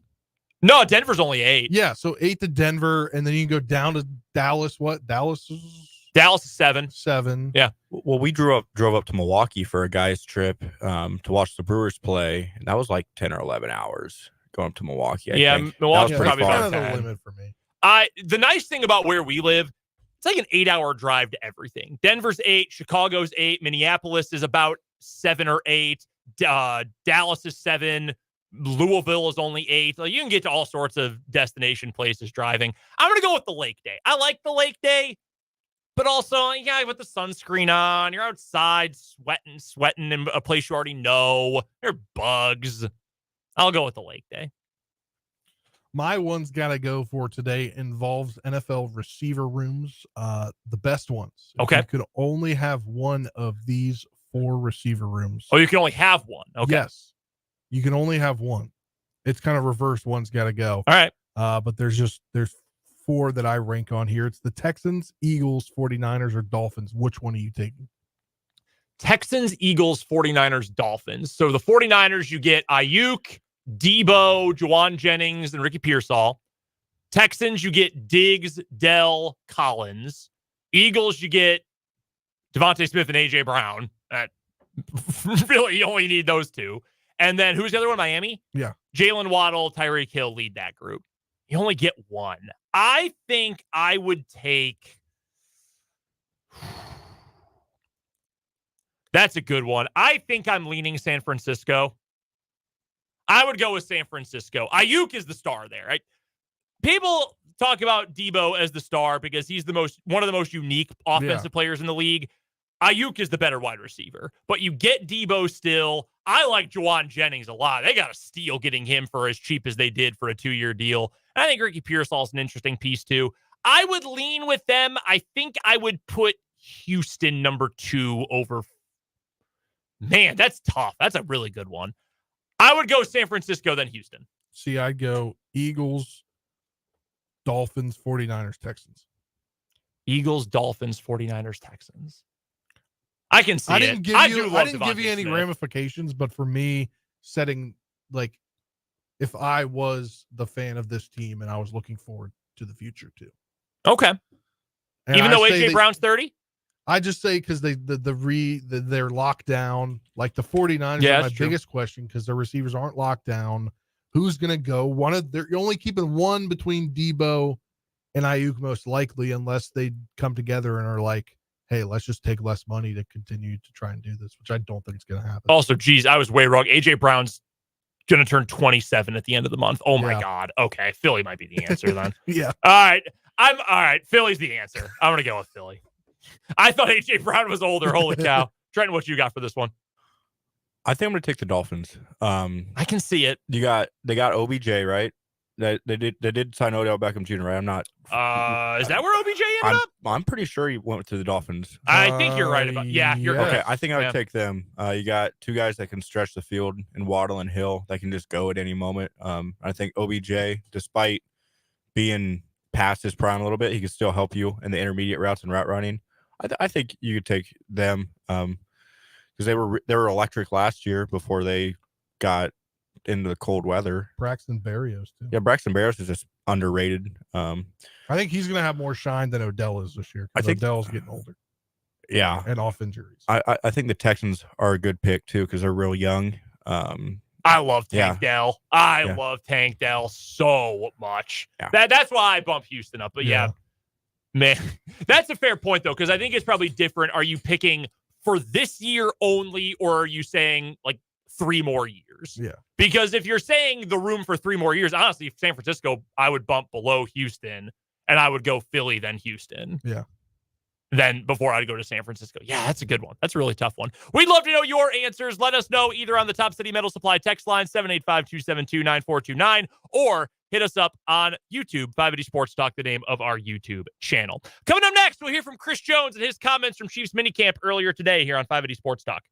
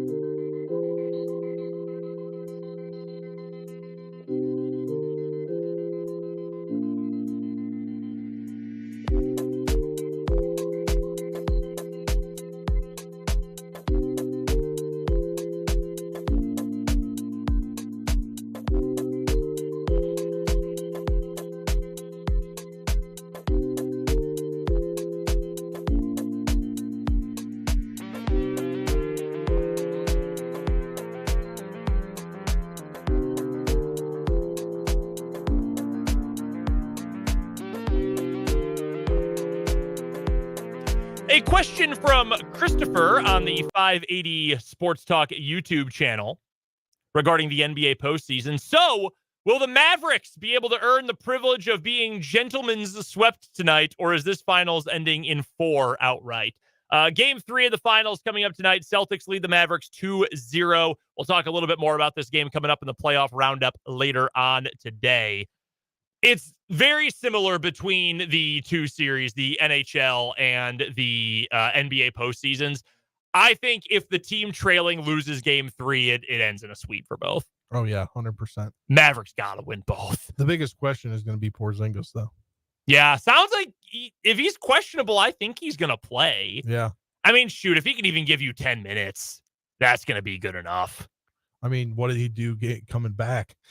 Yeah. Look what he did coming back after not playing for weeks. No kidding. Also have this from Mark regarding one gotta go from last segment. Not a big flying person. In fact, I'm scared to death to fly, so I'm taking out that one. Flying can be scary. I get it. I flew a lot. I was very lucky and fortunate as a child. I flew a lot. Oh, I mean, not like regularly, but every year there'd be, 1 or 2 round trip flights I'd be on. So I was used to it as a little kid. So I've always been very comfortable flying with airports and all that, but I can understand not enjoying the process. Yeah. Certainly. I was completely fine until we were about to land a couple weeks ago. On the way to DC or the way back? On the way back. Yeah. I think you said you had a rough time landing too when you came back that weekend as well. Yes. Some turbulence. Yeah, so, landing. Little rocky on the way back in. Little rocky. All right, let's get to Chris Jones, an edited version of what Chris Jones had to say today at Chiefs minicamp. He cursed a couple times, and we cannot say a 4-letter S word or a 4-letter F word on the air, or we will be in big trouble. But he did it during the parade too. So yeah, I did. Yeah, he did. Chris Jones is just always going to be Chris Jones. Here is what the Chiefs star defensive tackle had to say earlier today at minicamp. It's more so of what's required day to day in order to get ourselves in a position to three-peat. Chris, you put it out there, 20-plus sacks. What's it going to take to try to get to that? Everything. God, luck, some unselfish teammates, and stagnation. Chris, it seems like it would mean a lot to you. Just the way you react to it seems like it would mean a lot to you. No, it's just tough as hell, but I'm going to do it. So what, they don't lie to you? They ain't got to be willing. That's one thing, man. We ain't asking for nothing. Anything we get, we want to earn. We don't want no one to give us nothing, no handouts. Anything in this world that I get, I want to earn it. That's the satisfaction of the journey, right? Because of the hardships that you face within the journey. So don't give me anything. Chris, there wasn't only a little bit of uncertainty with you, but really the whole defensive line. Wouldn't it be for the team to kind of bring back a lot of these guys? Hey, man, they graded my owner at F. And I got 2 middle fingers for them. He had A place in my book. Brought back McDana, Tershawn Wharton, Mike Pennell. We was able to bring a lot of guys back to help us get there the next year. Charles Aminihu. So for me, it's a sense of accountability and a sense of appreciation because I know who I'm dealing with on a day-to-day basis and the guys that I'm dealing with. Chris, most of you guys are here this mandatory minicamp. Just what do you think that can do in terms of maybe getting you guys even more advanced than maybe where you were in previous years where you guys have competed against? I think most importantly, OTAs is about building continuity with the team, chemistry. That's a huge part of it. When you have a lot of young guys, getting them acclimated to how we practice, the speed of practice, and just being able to be around the guys and compete. I think most importantly, we kind of missed that aspect of it. We been off since February the 13th and be able to be competing with my guys every day. Did you have a specific message for someone like Felix who, for circumstances didn't play a ton last year, but obviously is going to look to have a bigger role, being the leader in the defensive line, or anything you sort of wanted him to sort of identify for this season? I think more so last year was a learning process for him. And it's pros and cons to that because the pro is that you can watch guys that's succeeding right now and take a little bit from all of them, but the contour is you don't play as much as you want to, right? So I think this year it's all about his mind frame, attacking every day, spending that 10 to 15 minutes after practice, before practice, working on his pass rushing, working on things he can get better, watching extra film. And I think he's been taking hindsight to that. I actually gave him a pat on the back today about how his approach been so far since I've been here, and we're looking forward to training camp. Chris, Spags mentioned the fact that he told you guys that he had a top-ranked or maybe it was second-ranked defense and it fell to last in the league last year. Just wondered how the next year, wondering how that message resonated among you guys and just what's the takeaway from that? Just how easy it is to get complacent. I think that was 2016, 2017 New York Giants, if I'm correct. He actually showed us the bulletin this morning on the board, how they was ranked second and went to 34th. And just the complacency level, man. It's so easy to get complacent. It's so easy to get to we'll fix it later, you know what I mean? Especially when you come off of such a high. So you want to always keep that pressure applied and making sure you're challenging each other at the highest level. He showed us again today. Yeah, he actually showed it again today this morning. Okay, two more. Let's go. Last four. What's your guys' psyche right now, even mental health, compared to maybe where you were last year, with being away from the team and the uncertainty versus now knowing you got a long-term contract and you're set? But the mental health aspect of it is I'm here. Last year I wasn't. I got to report to training camp. Last year I didn't. So my mental was like, I got to stay in the dorm. Last year I didn't. I slept in my bed. So, it's a mental challenge. But overall, I'm in a good state of mind. I'm happy to be here, happy to be back on the team with Kansas City. I'm happy to be back with the organization. I think it's a plus for both of us, for us. And I'm excited to be back here, man. Chris, Travis was up here yesterday talking about that he knew that the end of his career was coming sooner rather than later. I know he's got a few years on you. You don't like that kind of talk, do you? What the hell? He's retiring this year? Like, what do you mean? No, he didn't say that. You said he knew it was coming at some point. What about you? I mean, you see the end anywhere in sight? I know he's got a few years on you, but you see the end anywhere in sight? Man, listen, I don't think about it, man. Once you begin to think about things like that, you're getting to feed the mind those type of thoughts. I don't even want my mind to even go that far to the R word. But Trav, he's pretty old. I'm just playing, Trav. I love you. But no, man, Trav, he got like 4 or 5 more years. And what is he talking about retirement for? I mean, we can't let TK Soul go. It's like, if we retire, we got to retire together. Give me like at least 6 more years. Then we'll talk about it. Chris, I'm sorry, I didn't understand when Pete asked you about the D-line coming back, and what was the first thing you said? You said double bird. What was we were supposed to ask you about? There was a lot of guys that were in limbo. Double birds for anybody who gave my owner an F+. Oh, okay. He's an A+ in my book. He ended up extending Coach Reed, Brett Veach, and bringing Joe Cullen back, giving him extensions, Spags. I mean, the moves he made this offseason is high priority moves and putting his team in a position to win again. So I commend the Hunt family for that. And I'm excited, man. We got a lot of guys back on the D-line that we had last year. So the chemistry amongst the group continue to build off of that. Everyone is healthy. Knock on wood. We waited on Charles and Minnie to get back, who played a huge factor with us last year. So we're in a positive direction right now. Last one, Pete. No patch yet, but early impressions with your line going against Kingsley Soma. We see him rotating against you guys. Well, it's a catch-22 with OTAs because you can't bull rush, right? And you have no pads, so it's more so handwork, and it's also a level of protecting each other. Training camp, I think we can open up that talk a little more on where we at, where we stand, and either we getting our ass kicked or we kicking ass. So talk to me about it in training camp, man. Y'all have a beautiful day. So that is Chris Jones, who is just unbelievable. He is one of one, and I am very glad that he is staying long-term with the Kansas City Chiefs. What a guy. I had to edit him dropping an F-bomb talking about Travis Kelce. Hey, look, if you're able to get 6 more productive years out of Chris Jones and Travis Kelce before they both retire, I would be thrilled. I just have my doubts that Travis Kelce is going to play in the NFL until he's 40 years old. I do as well. I have some doubts that he is able to do that. Especially but with his latest off-the-field ventures. Yeah, no kidding. Which he talked about yesterday, as we heard. We will hear from Patrick Mahomes and Andy Reid coming up on a shortened version of the show tomorrow following Royals baseball. Right now, we need to get to a commercial break. We'll talk some Big 12 football coming up right after the news at the top of the hour. Also have Tim Fitzgerald and What Is Wrong With You coming up on 580 Sports Talk, live from the Kansas Drive to Zero studio.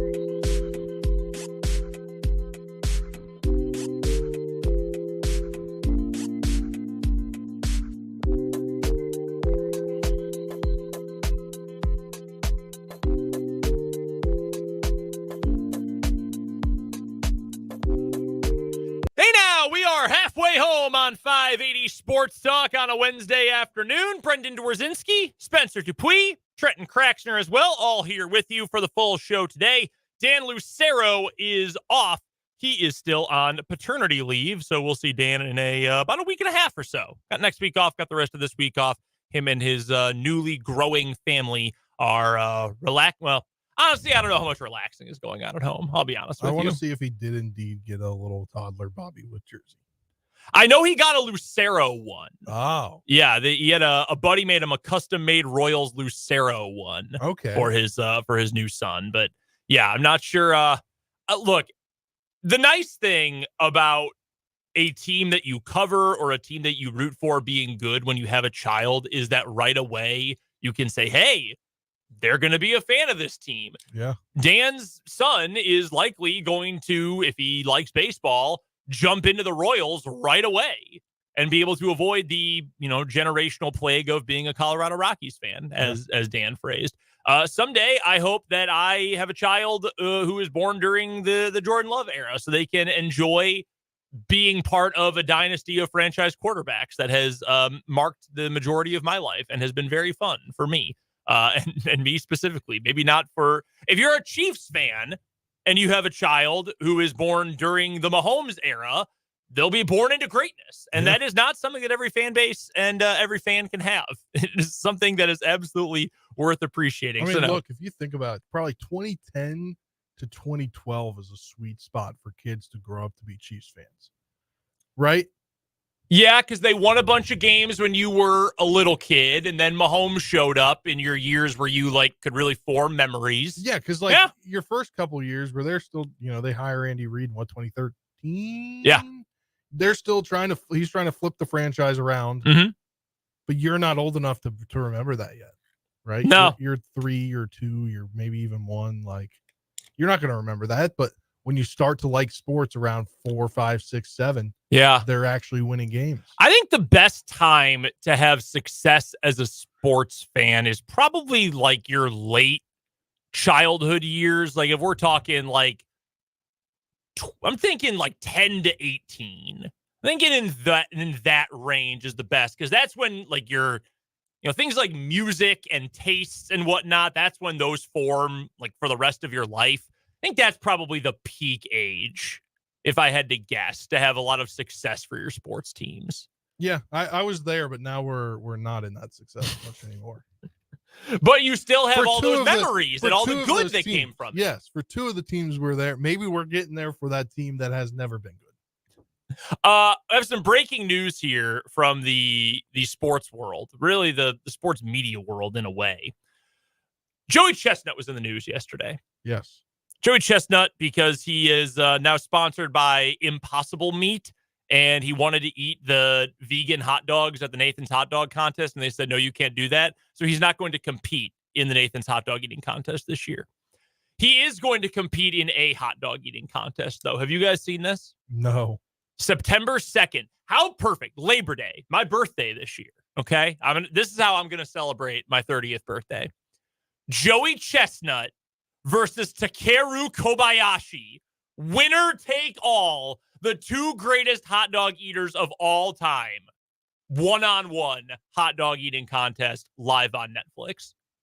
Let's go. I'm happy for Netflix stepping in and being like, we're bringing what America wants. 2 of the biggest sports properties in America, the NFL and hot dog eating, coming to Netflix this fall. I love their title for it. Yeah, Chestnut versus Kobayashi, unfinished beef.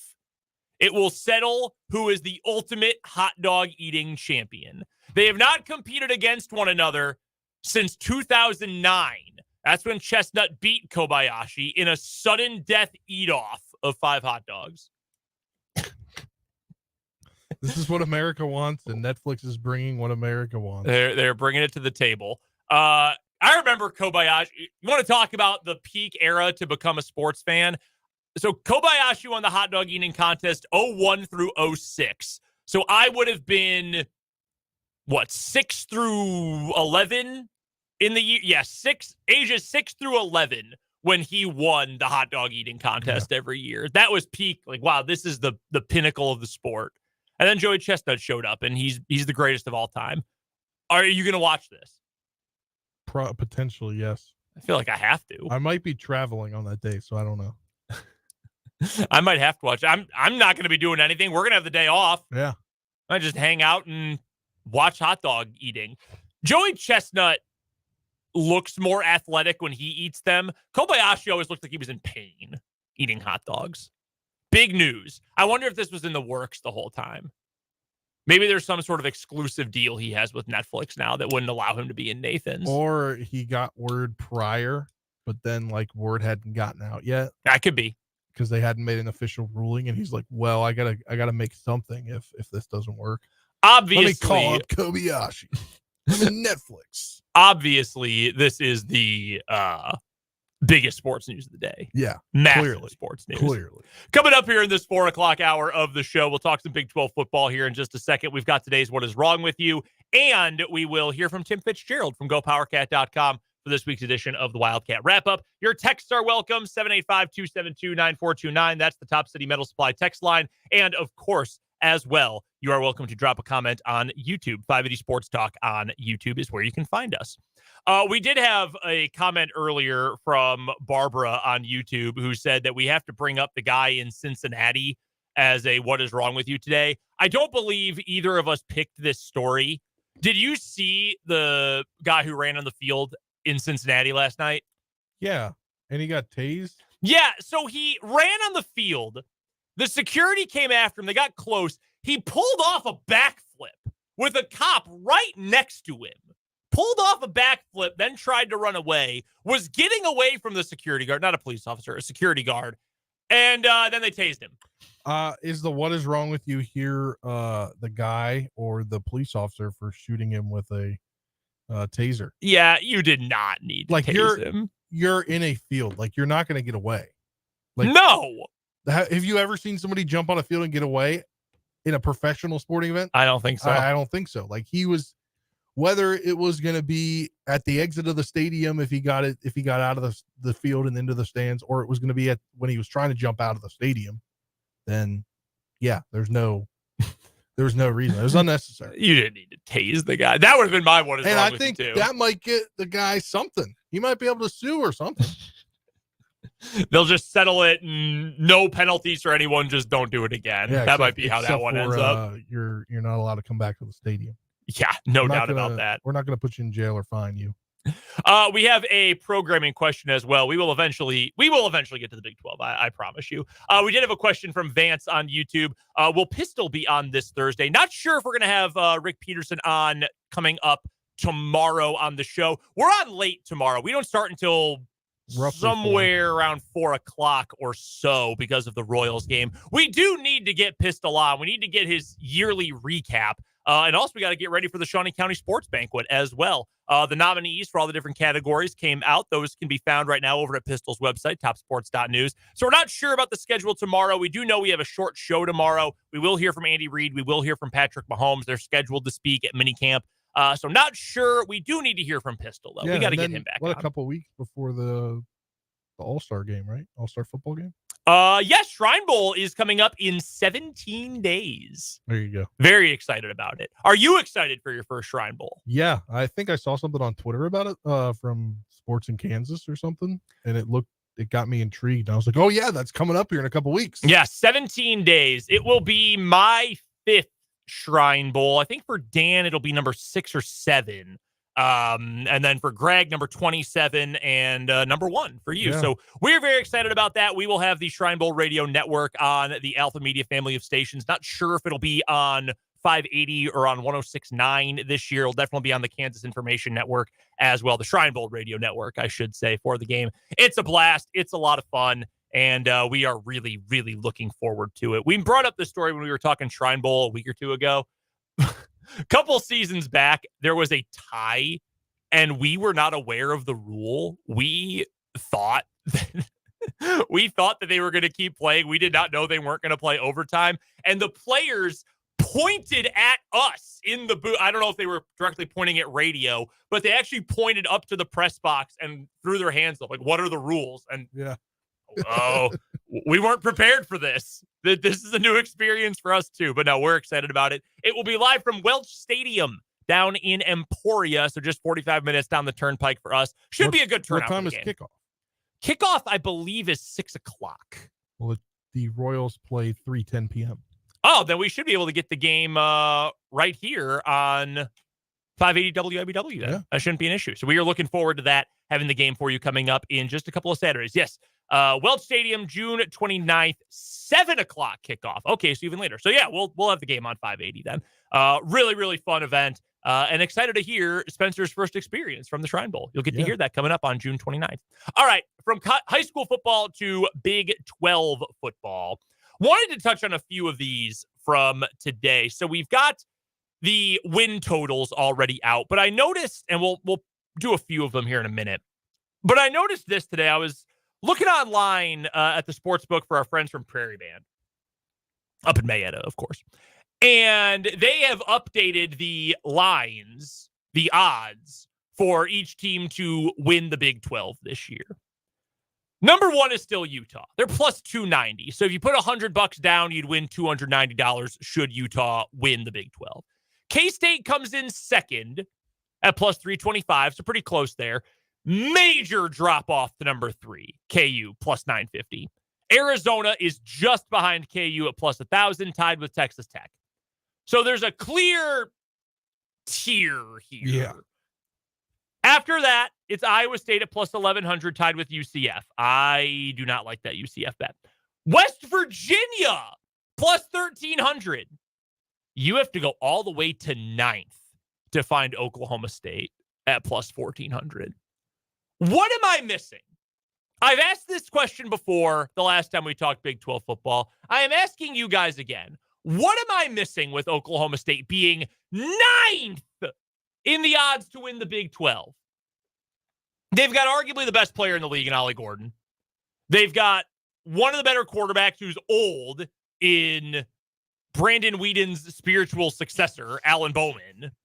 They've got one of the better coaches in the league. They've got a good defense. They've got a winnable schedule. What am I missing?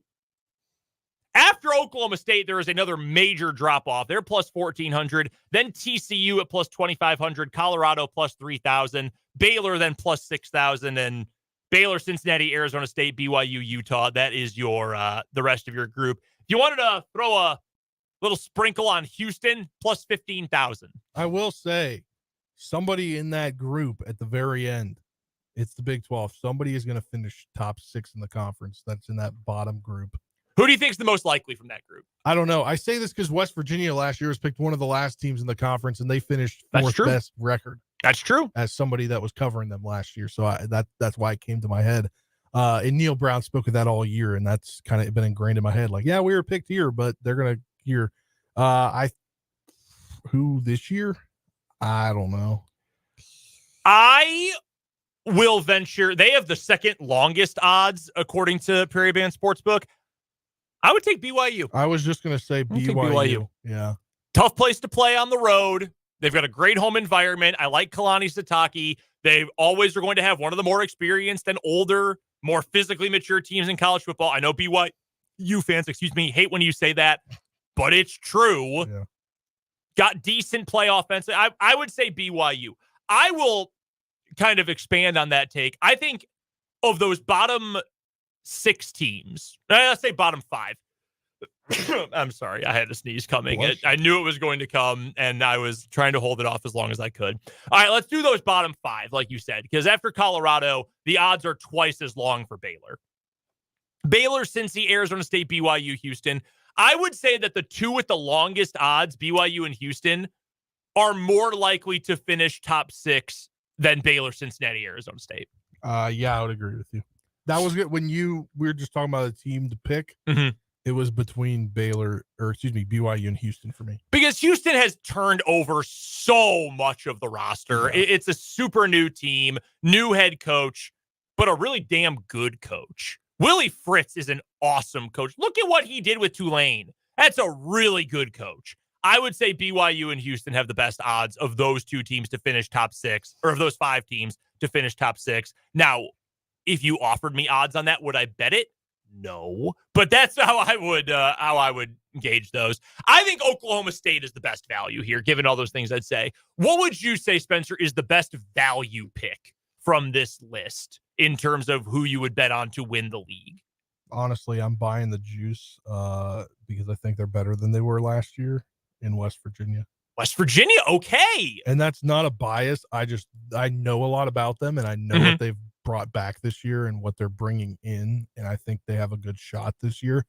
I think their conference schedule also helps them because I believe they got to play Cincinnati. That's going to be an easy win. They get KU at home. Like those KU and Kansas, I think could be their toughest conference games this year. Yeah, so they actually have what I think is a very favorable schedule conference-wise. They have to go on the road to Pitt. That'll be tough. But they get KU at home. They get K-State at home. They go on the road to Oklahoma State. They go on the road to Texas Tech and Arizona as well. Yeah, I think the latter half of their schedule looks good for them. What do you Minus think? Texas Tech. That it's going to be a big game at the end of the year for them. That's going to be huge. What do you think of Garrett Green? I think he's a good quarterback. I think he's got solid weapons around him, and I think that's what they did. And I'm kind of biased here because I covered this kid in high school, but the guy that came out last year, flash in the pan, Hudson Clement, is coming back for another year. A lot more. I've seen pictures of him, a lot more bulkier, and he can ball. He was West Virginia Gatorade Player of the Year. I still would roll with Oklahoma State as mine. I don't get it. Like West Virginia, I think that's a fair spot to put them because they were such a surprise last year. They do bring a lot back. They've got continuity with the coach and the quarterback.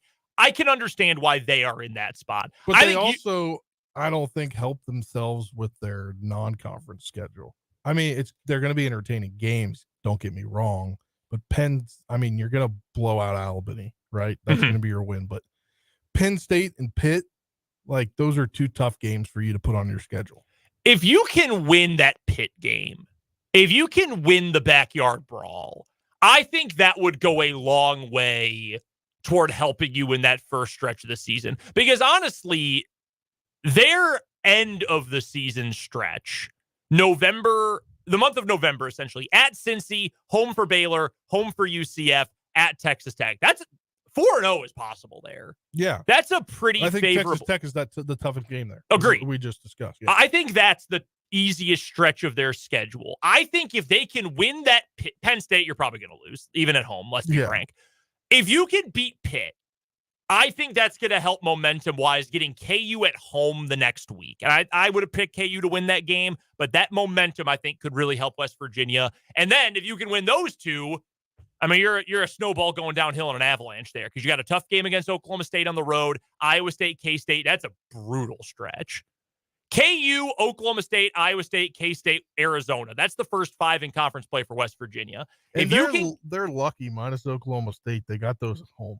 Yes. Right. Yeah. That's a lot of home. Arizona would be on the road. But yeah, KU, K-State, Iowa State all at home. That's a big favorable matchup, a set of matchups there for West Virginia. Also, I was looking at the Heisman odds today because there's no odds that I could find right now for Big 12 Player of the Year at the national sports books. Most of the top candidates for Big 12 Player of the Year are quarterbacks. Understandable. Yeah. Avery Johnson at K-State, who's got, we talked about this several weeks ago, the best odds of any Big 12 player to win the Heisman is Avery Johnson, a guy who started one game. That's crazy. And it was a bowl game. Avery Johnson, Noah Fafita at Arizona. You've heard Dan talk about Noah Fafita. Yeah. He's a huge fan of his. Jalen Daniels at KU, Shedeur Sanders at Colorado, Cam Rising at Utah. The highest ranked non-quarterback to win the Heisman in the Heisman odds right now, Travis Hunter. Makes sense. The likes of Travis Hunter, DJ Giddens, my guy Devin Neal, who am I forgetting? Ollie Gordon. I say it makes sense because of his name. Travis Hunter? Yeah. Like for him to be there, it makes sense because of his name. Who would you pick? If you could pick a non-quarterback in the league right now who you'd say best odds to win Big 12 Offensive Player of the Year, who would you go with? It's hard not to pick Ollie Gordon because he was so good at Oklahoma State running the ball last year. I will give you a biased pick and give you Devin Neal because I think Neal. Devin Neal too. I think Neal is in for a massive season. Yeah, I think too. They're probably going to lean on. I mean, you never know how healthy Daniels is going to be throughout the year. Yeah, you want him to be healthy, right? But if he's not, then you're going to be giving a lot of that workload to Devin Neal. No, you're right. And if Cole Ballard is to play, if Isaiah Marshall is to play, you're going to lean even more on him. I would go Neal. That's also an emotional pick for me, but Gordon would make a lot of sense. I don't know that it's going to be Hunter. I'm worried about Hunter's durability. He plays so many snaps going both ways. I worry about that. Pick one and just be elite at it. That's my advice. But if they're going to let you play two, then hell, go play two. Let's get to a timeout. Coming back on the other side of this break, we've got today's What Is Wrong With You. Then we'll talk to Tim Fitzgerald for this week's Wildcat Wrap-up. That's coming up here on 580 Sports Talk, live from the Kansas Drive to Zero studio.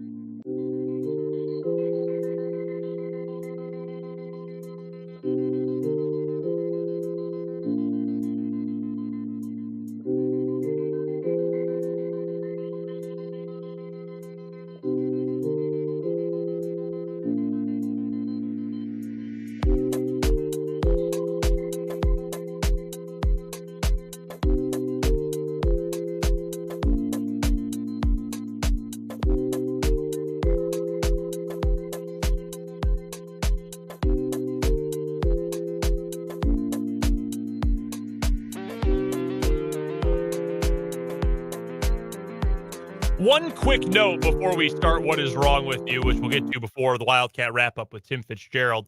We've got a comment from Jeffrey on YouTube, Spencer, in regard to you rocking Cowboys gear today. Spencer paid up from all of you guys who subscribed to the YouTube channel last week while Dan and I were out, got us to the 560 threshold, which we have since passed. Appreciate all of you guys. The guys said that they would wear gear from their least favorite team. So Trenton on Monday was wearing a K-State hat. Spencer today wearing a Cowboys sweatshirt. And our guy Jeffrey on YouTube says, Spencer's hoodie shows he's a man of honor. He made a deal and followed through. That earns a karma victory over Dallas this year. I think you would take that. Wear a little Cowboys gear to get a win over the boys this year? Yeah, I'll take that. I do agree with Jeffrey again later. It's a little warm to be wearing this hoodie, though. It really is. Luckily, the building was cold earlier. There you go. So I was cold, but now we're here 2.5 hours into the show. I'm getting a little warm. A little sweaty? Yeah. All right, for What Is Wrong With You today, our current weekly winner is Mr. Monopoly, the graffiti artist who told police that his name was Mr. Monopoly and that he was born on 4/20/69. He's actually 33, not 55. And just a doofus, just an all-around doofus. That's our current weekly winner. Why don't you go first with our stories today, Spencer? All right, we'll take you to Texas. A North Texas pastor is on his way to prison after stealing real estate from 3 churches in a property deed scam. Oh, come on. You know what the pastor did? He broke the 8th commandment. Thou shalt not steal. There you go. Look at that. A little biblical knowledge on us today. Dallas County prosecutors on Monday announced that Whitney Foster, a pastor leading True Foundation non-denominational church, was sentenced last month to serve 35 years in prison for a charge of stealing more than $300,000 in property. Foster, 56, who was previously convicted on identity theft and arson, had been leading the small congregation without a physical space when he sought to take over properties from 3 North Texas churches, including First Christian Church of Lancaster, Canada Drive Christian Church, and the Church of Nineveh. Don't think I said that right. According to the Dallas County prosecutor's statement, Foster then filed fraudulent deeds listing a fake leader for the victim churches as the grantors and naming his church in his own name as the grantee. In total, the properties are now valued at more than $800,000. This is a quote from the Dallas district attorney. Stealing real estate is incredibly serious and dangerous and damaging crime. It is worse than the theft of someone's vehicle or other possessions. When someone steals property, we must hold them accountable because they're hurting people. He is expected to pay an $8,000 fine per court records. Neither the DA's office nor Foster's lawyer responded to requests for comment. Back in 2019, he apparently paid just $10 to someone claiming to be the chairman of the First Christian Church of Lancaster in exchange for a deed to its property, which is valued at $700,000. According to a 2021 article by WFAA-TV, the church, established in 1846, is recognized for having the oldest Christian congregations in continuous service in the state. Basically, he's just a bad guy that is stealing properties as a church leader. We haven't had a story in a while where the what is wrong with you subject is just such a garbage person. Yeah. It's been a little bit. This guy sucks. How can you call yourself a man of God and then act like this? Stealing from folks. I mean, dreadful. There's a lot more out there. I don't know if you've been on that side of Twitter before about the people that run these mega churches and they put their property, they write off their property. Yeah, and they have like $300,000 airplanes and stuff. Crazy. Absolutely crazy. All right. My story today is going to take us to Florida. This guy had a day. A man is in custody after he was accused of stealing a pickup truck and crashing it through a fence at Jacksonville International Airport Sunday. A police department officer said they were called to the Avis rental car a return area about a suspicious person in the parking lot. A witness who works as a security contractor told cops he saw a white truck crash through a fence at a vehicle maintenance warehouse. After the crash, the witness said he saw the suspect exit the truck and run into the vehicle storage area. Officers arrived at the scene at the airport and found the suspect in another truck attempting to start it. They ordered him to exit the vehicle at gunpoint, and the man threw his hands up and began screaming. While removing him from the truck and taking him into custody, officers found a baggie with white powder falling out of his shorts. The arrest report said the man was profusely sweating, had cuts on his arms, and made several statements about taking drugs and having salts on him. Police called Jacksonville Fire and Rescue to the scene. After being read his rights, the suspect told police he had been out all night with his girlfriend, and at around 4 a.m., he took what he believed was cocaine. The suspect said he didn't know why he was at the airport, but also said he went first to the car return area, spoke to an employee, then ran into the warehouse. The man said he jumped the fence and tried to steal several cars. He was able to steal the pickup, but couldn't control it. That's why he crashed. The suspect said he was trying to steal another vehicle before officers took him into custody. He told the officers, quote, "I used cocaine when I was in the military, but whatever I took tonight was not cocaine." However, officers conducted a field test of the powder and found out it was indeed cocaine. While being transported to a nearby hospital, the suspect said he would, quote, "probably fly a plane away if he were able to get to the runway." He caused $40,000 in damage. We got to go quick here with our winner. Who you got today? I think I got yours. Yeah, I'm going with mine too. I just really don't want to talk about this pastor anymore. Yeah. Just a terrible guy. Does that beat Mr. Monopoly? I don't think so. Nah, we're going to go with that loser again. Another day, another win for Mr. Monopoly in What Is Wrong With You. That'll take us to a break, and Tim Fitzgerald will join us next for the Wildcat Wrap-up on 580 Sports Talk.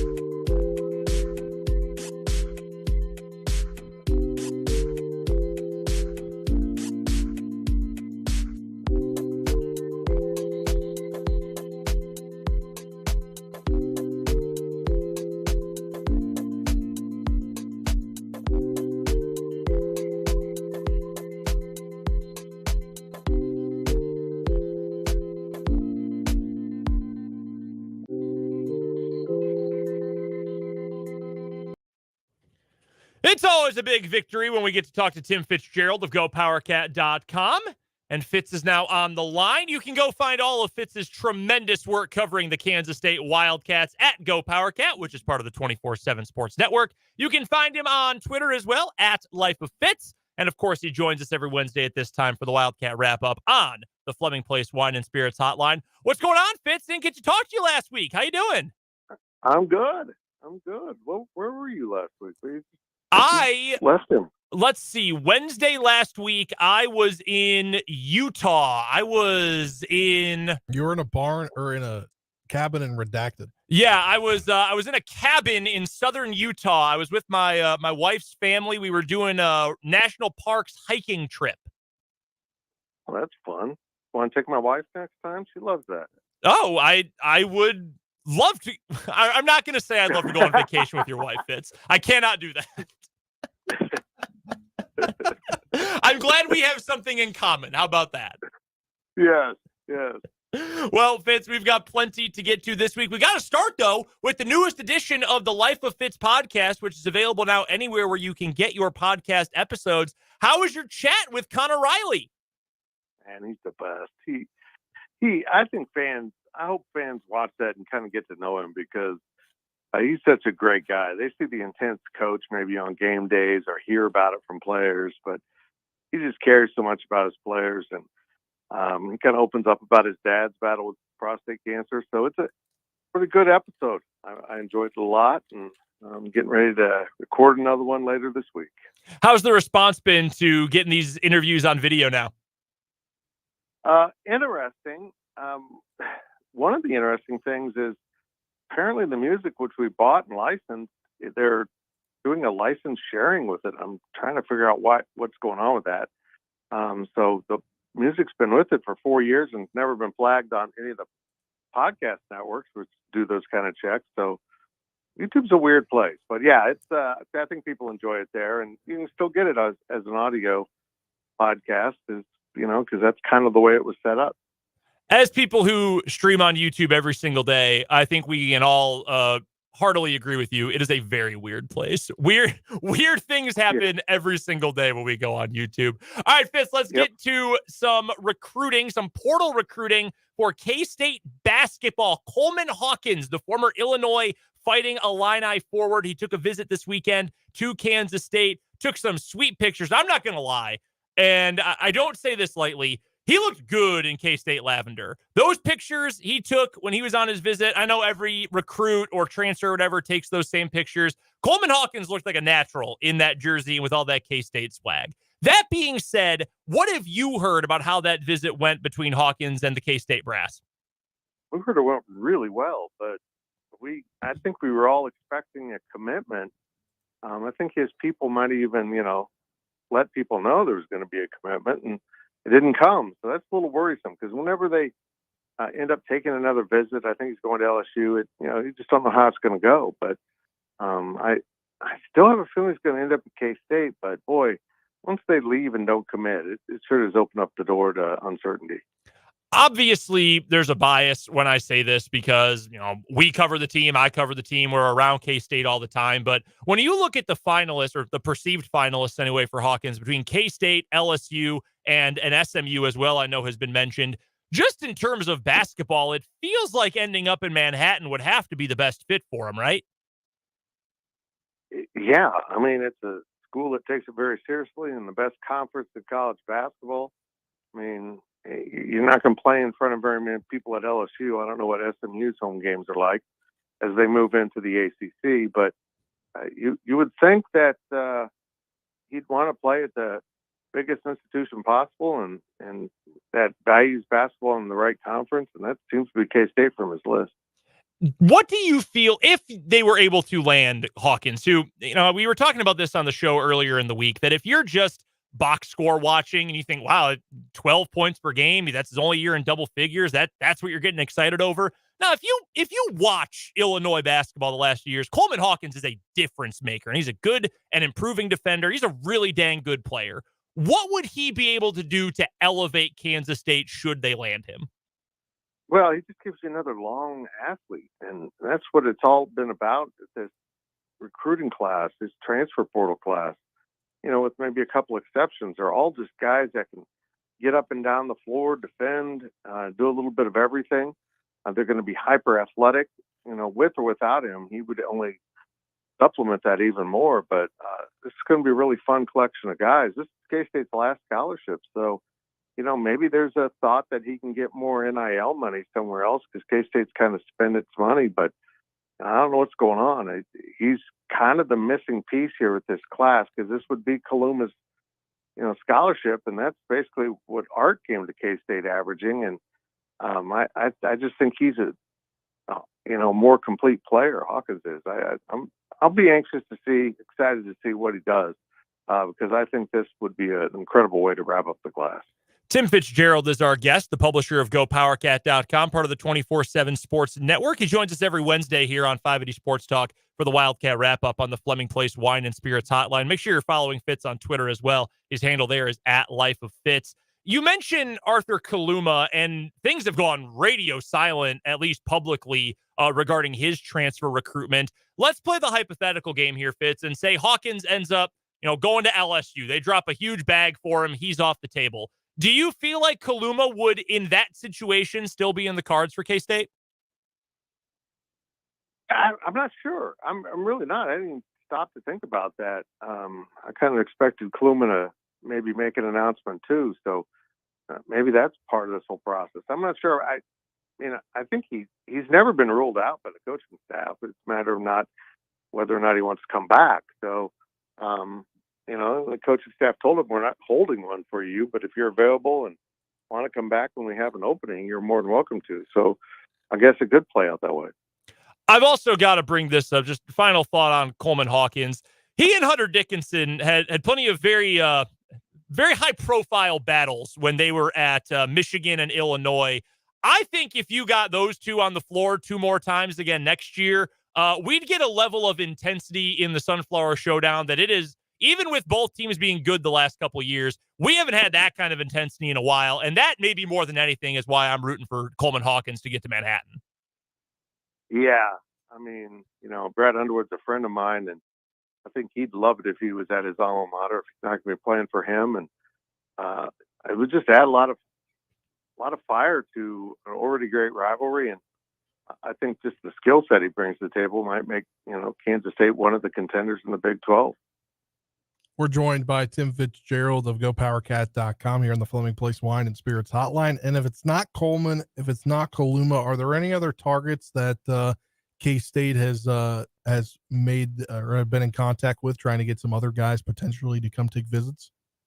My guess would be that if both of those guys fall through, they might sit on that scholarship till later in the summer.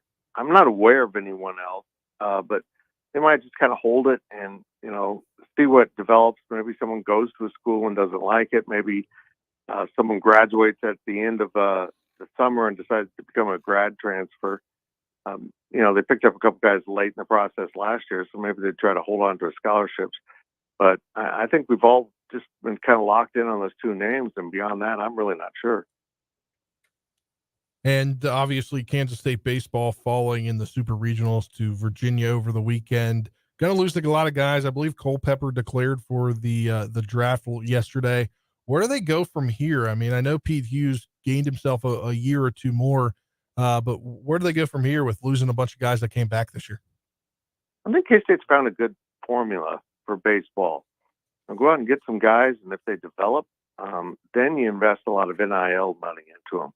That's what kept a lot of this roster together, and I imagine there'll be guys that, some people might expect to move on that end up staying at K-State next season because of NIL money. And, baseball's a sport in which you're always rebuilding.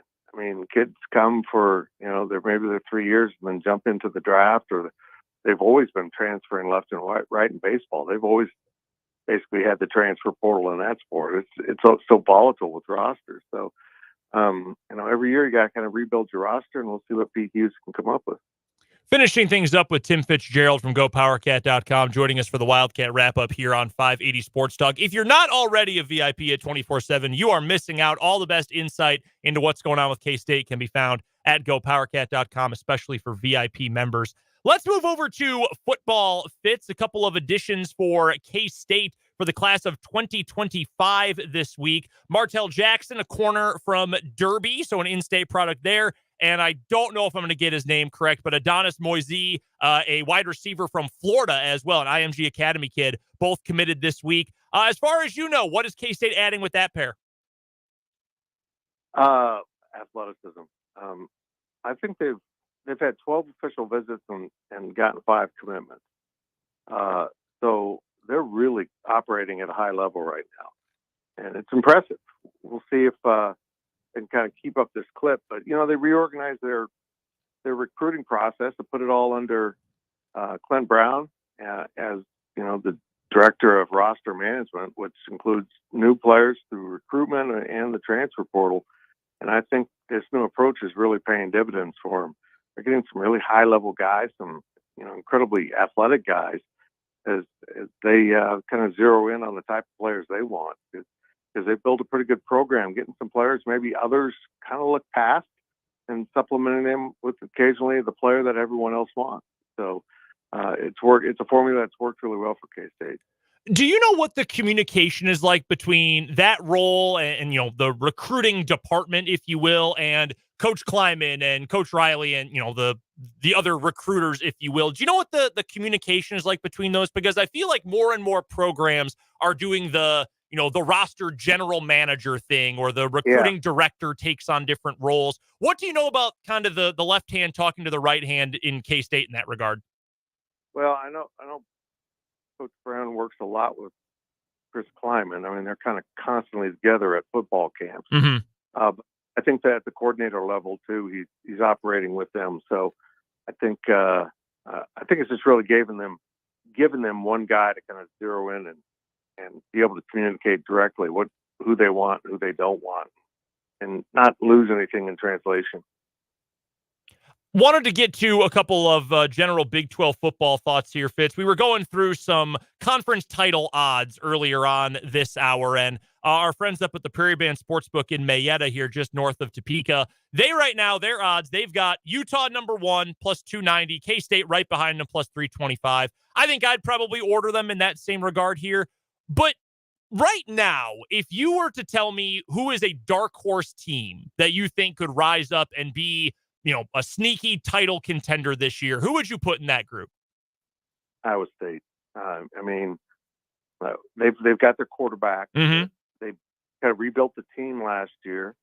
I don't know if you noticed the third string running back that played in Manhattan last year during a blizzard and ran for 793 yards. But he was pretty good. I think Iowa State's going to be sneaky good this year. But again, it's Big 12 football. Someone's going to be surprising. Last year it was West Virginia picked for last, and they ended up being fairly competitive. Oklahoma State kind of surprised us with how they surged at the right time and got into the title game. And this year we've got a whole other layer of new teams coming in and the possibility of really having unbalanced schedules. And when someone plays a really easy schedule, and someone better might play a harder schedule and end up with a worse record. So it's going to be intriguing to see how this all unveils itself, but it's someone's going to sneak in there. And you got Arizona and Kansas that we expect to be good too. And I'm not buying on Colorado right now. I got to see it to believe it, but I'm keeping an eye on Iowa State and West Virginia to a degree, although they got a tougher schedule because they both have just tough as nails quarterbacks that know how to lead the team. You mentioned Oklahoma State from a year ago. When the odds we were going through earlier this hour, they had they were ninth in terms of shortest odds to win the Big 12. Bottom half of the league. What am I missing there? I think Oklahoma State has a chance to finish top 4 in the conference. The whole roster's 27 years old. They got a coach who's a good coach who's been there forever, knows the league, even a new league. What am I missing with Oklahoma State? Where do you think they're going to fall this year? I don't get it. I mean, maybe it's the thought that the quarterback may not, kind of got by, but got the best running back in the country and a veteran offensive line. I mean, how much pressure is on that quarterback? So it's a really weird one, but the books are pretty consistent on Oklahoma State that they're going to be middle of the pack according to the odds. And I do find it strange, but I've also learned Vegas usually knows something that we don't. Yeah, I don't get it, and I'm going to put money on it, and if they get my money, well, that's why they have all those big shiny buildings in Las Vegas. Tim Fitzgerald covers all things K-State and is the publisher of GoPowerCat.com, which is part of the 24/7 Sports Network. Follow him on Fitz at Life of Fitz, and go check out the Life of Fitz podcast as well. As always, Fitz, thank you so much for the time. We'll talk to you soon. Thanks, boys. That is the one and only Tim Fitzgerald from GoPowerCat.com joining us here on 580 Sports Talk. That's going to do it for the 4 o'clock hour of the show. We've got 1 hour left today. We will get to our 580 Sports Talk headlines to lead off next hour. Also, an interesting quote from Joe Burrow that I think is worth getting to. And we will preview Game 3 between the Royals and Yankees and Game 4, which is coming up tomorrow afternoon as well. Speaking of Game 4, the finale of the series between the Royals and the Yankees, we have a surprise for you, a surprise for us as well. Our winner yesterday of Royals tickets for tomorrow's game said, I'm not able to go. Will you be able to give these tickets away to someone else? Well, we are about to find out. So let's make a surprise visit, my friends, to the DM Injury Law Royals ticket window. Have you or a loved one been in a car wreck? Contact DM Injury Law today and get the money you deserve. Car wreck? Remember, Mike's got this. Caller number 4, because it's Game 4 of the series. Family 4-pack of Royals tickets for tomorrow's series finale can be yours. 785-272-9429. A family 4-pack. We'll give that away. We'll come back after the news on 580 Sports Talk.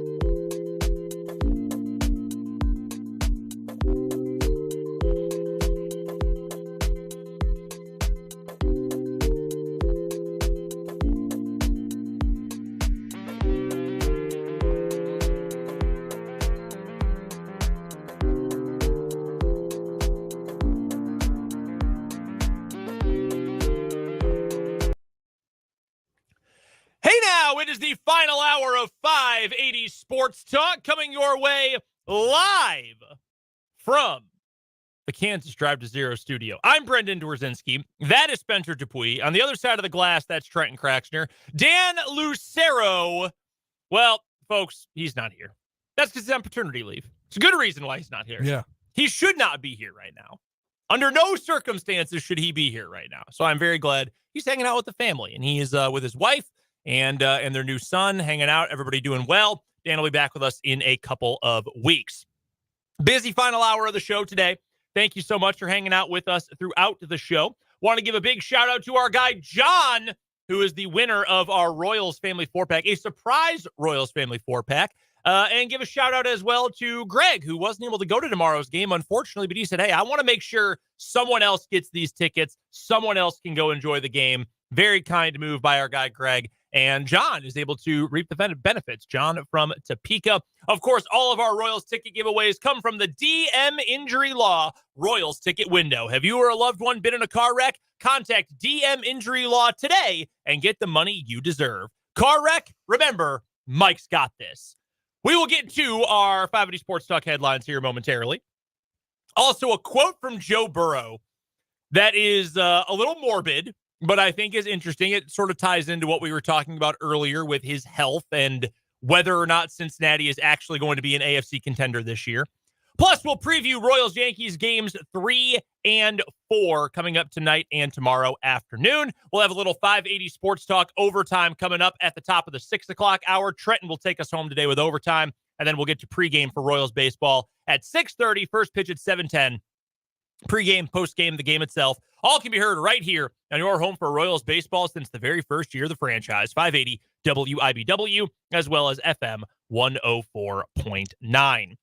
Let's get into it with our 580 Sports Talk headlines for today. I will start with some pretty good news on the Royals front. They could use some good news after the last 2 days. I'm going to bring this up now, as opposed to waiting for the end of the hour. Trenton asked me, or asked us at least, during the break at the top of the hour during the news, can you guys not predict a Royals win tonight? Because the last 2 days you have, and they have ended up losing.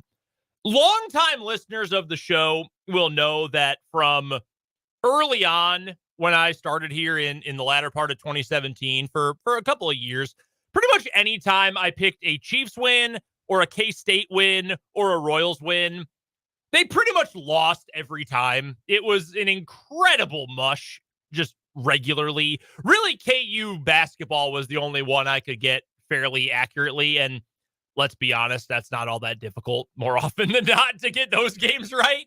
So I will do you a favor, and I will say bad game for Dan Altavilla and a bad game for Daniel Lynch, and the Royals will lose tonight. I will give you that right now to satisfy you. And if they do end up winning after I said that, I will have the worst superpower on earth. Truly one of the worst superpowers on earth. But good news for the Royals today. This is from the writing of Ann Rogers of MLB.com. Good news for Hunter Renfroe. After getting an MRI yesterday, his toe is not fractured. It's a bone bruise with a stress reaction. That sounds unpleasant.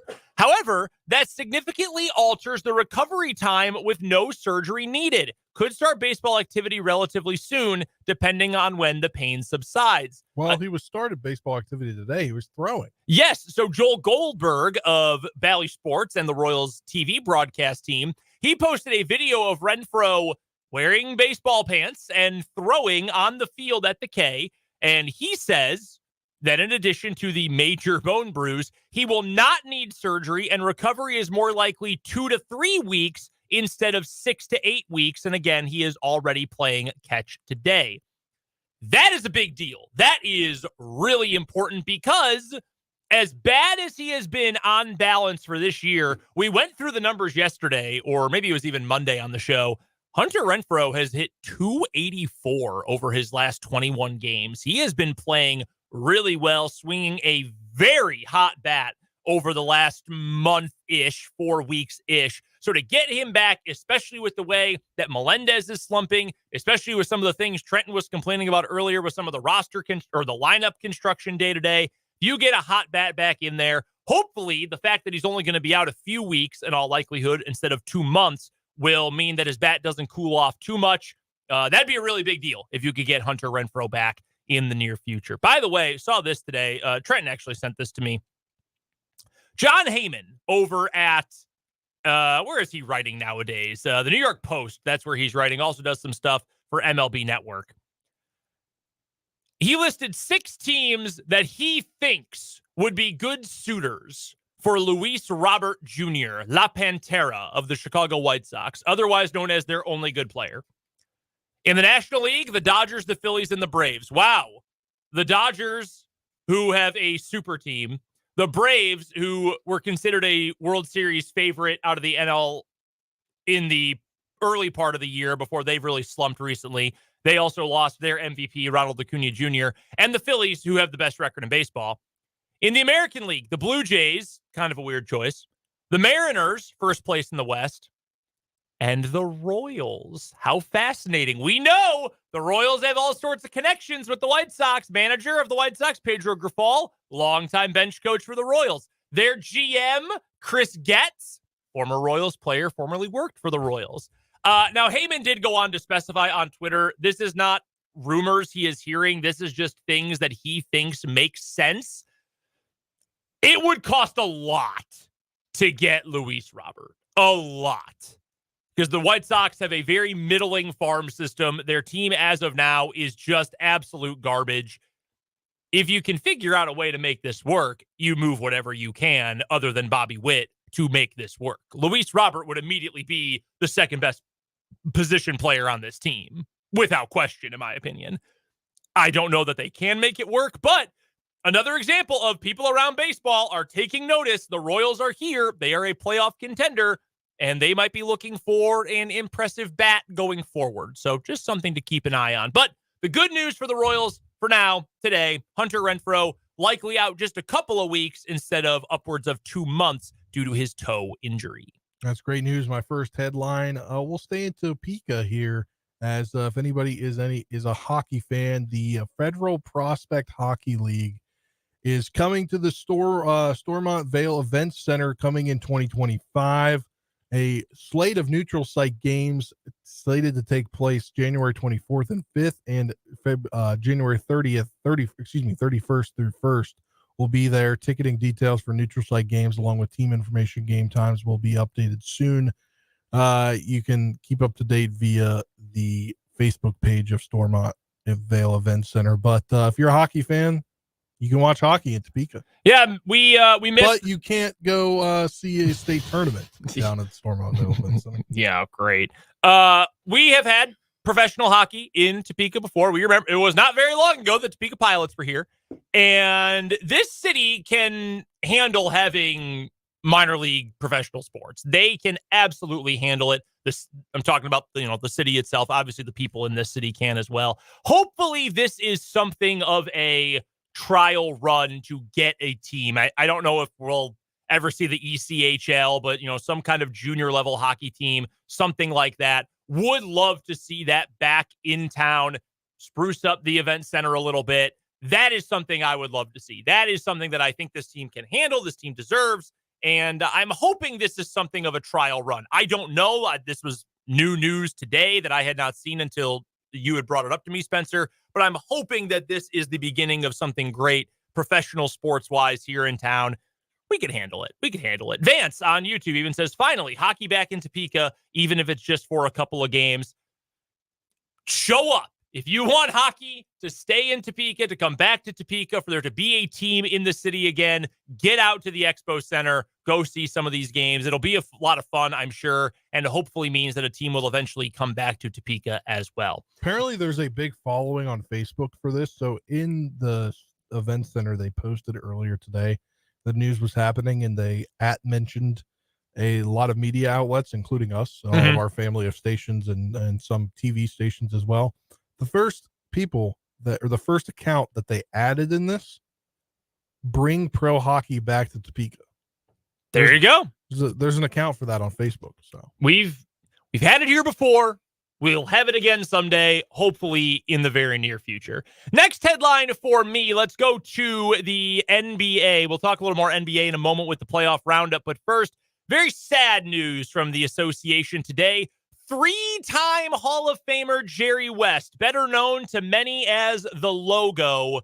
He passed away early this morning at the age of 86. The Los Angeles Clippers, the most recent team he worked for in the front office, made that announcement. West, again, elected 3 times to the Hall of Fame as a player and as an executive. He was the 3rd player in NBA history to reach 25,000 points.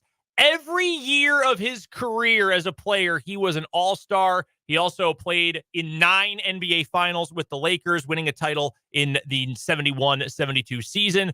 He was a 12-time All-NBA selection. He was an NBA Finals MVP in 1969, the first year that award was given out. His team didn't even win.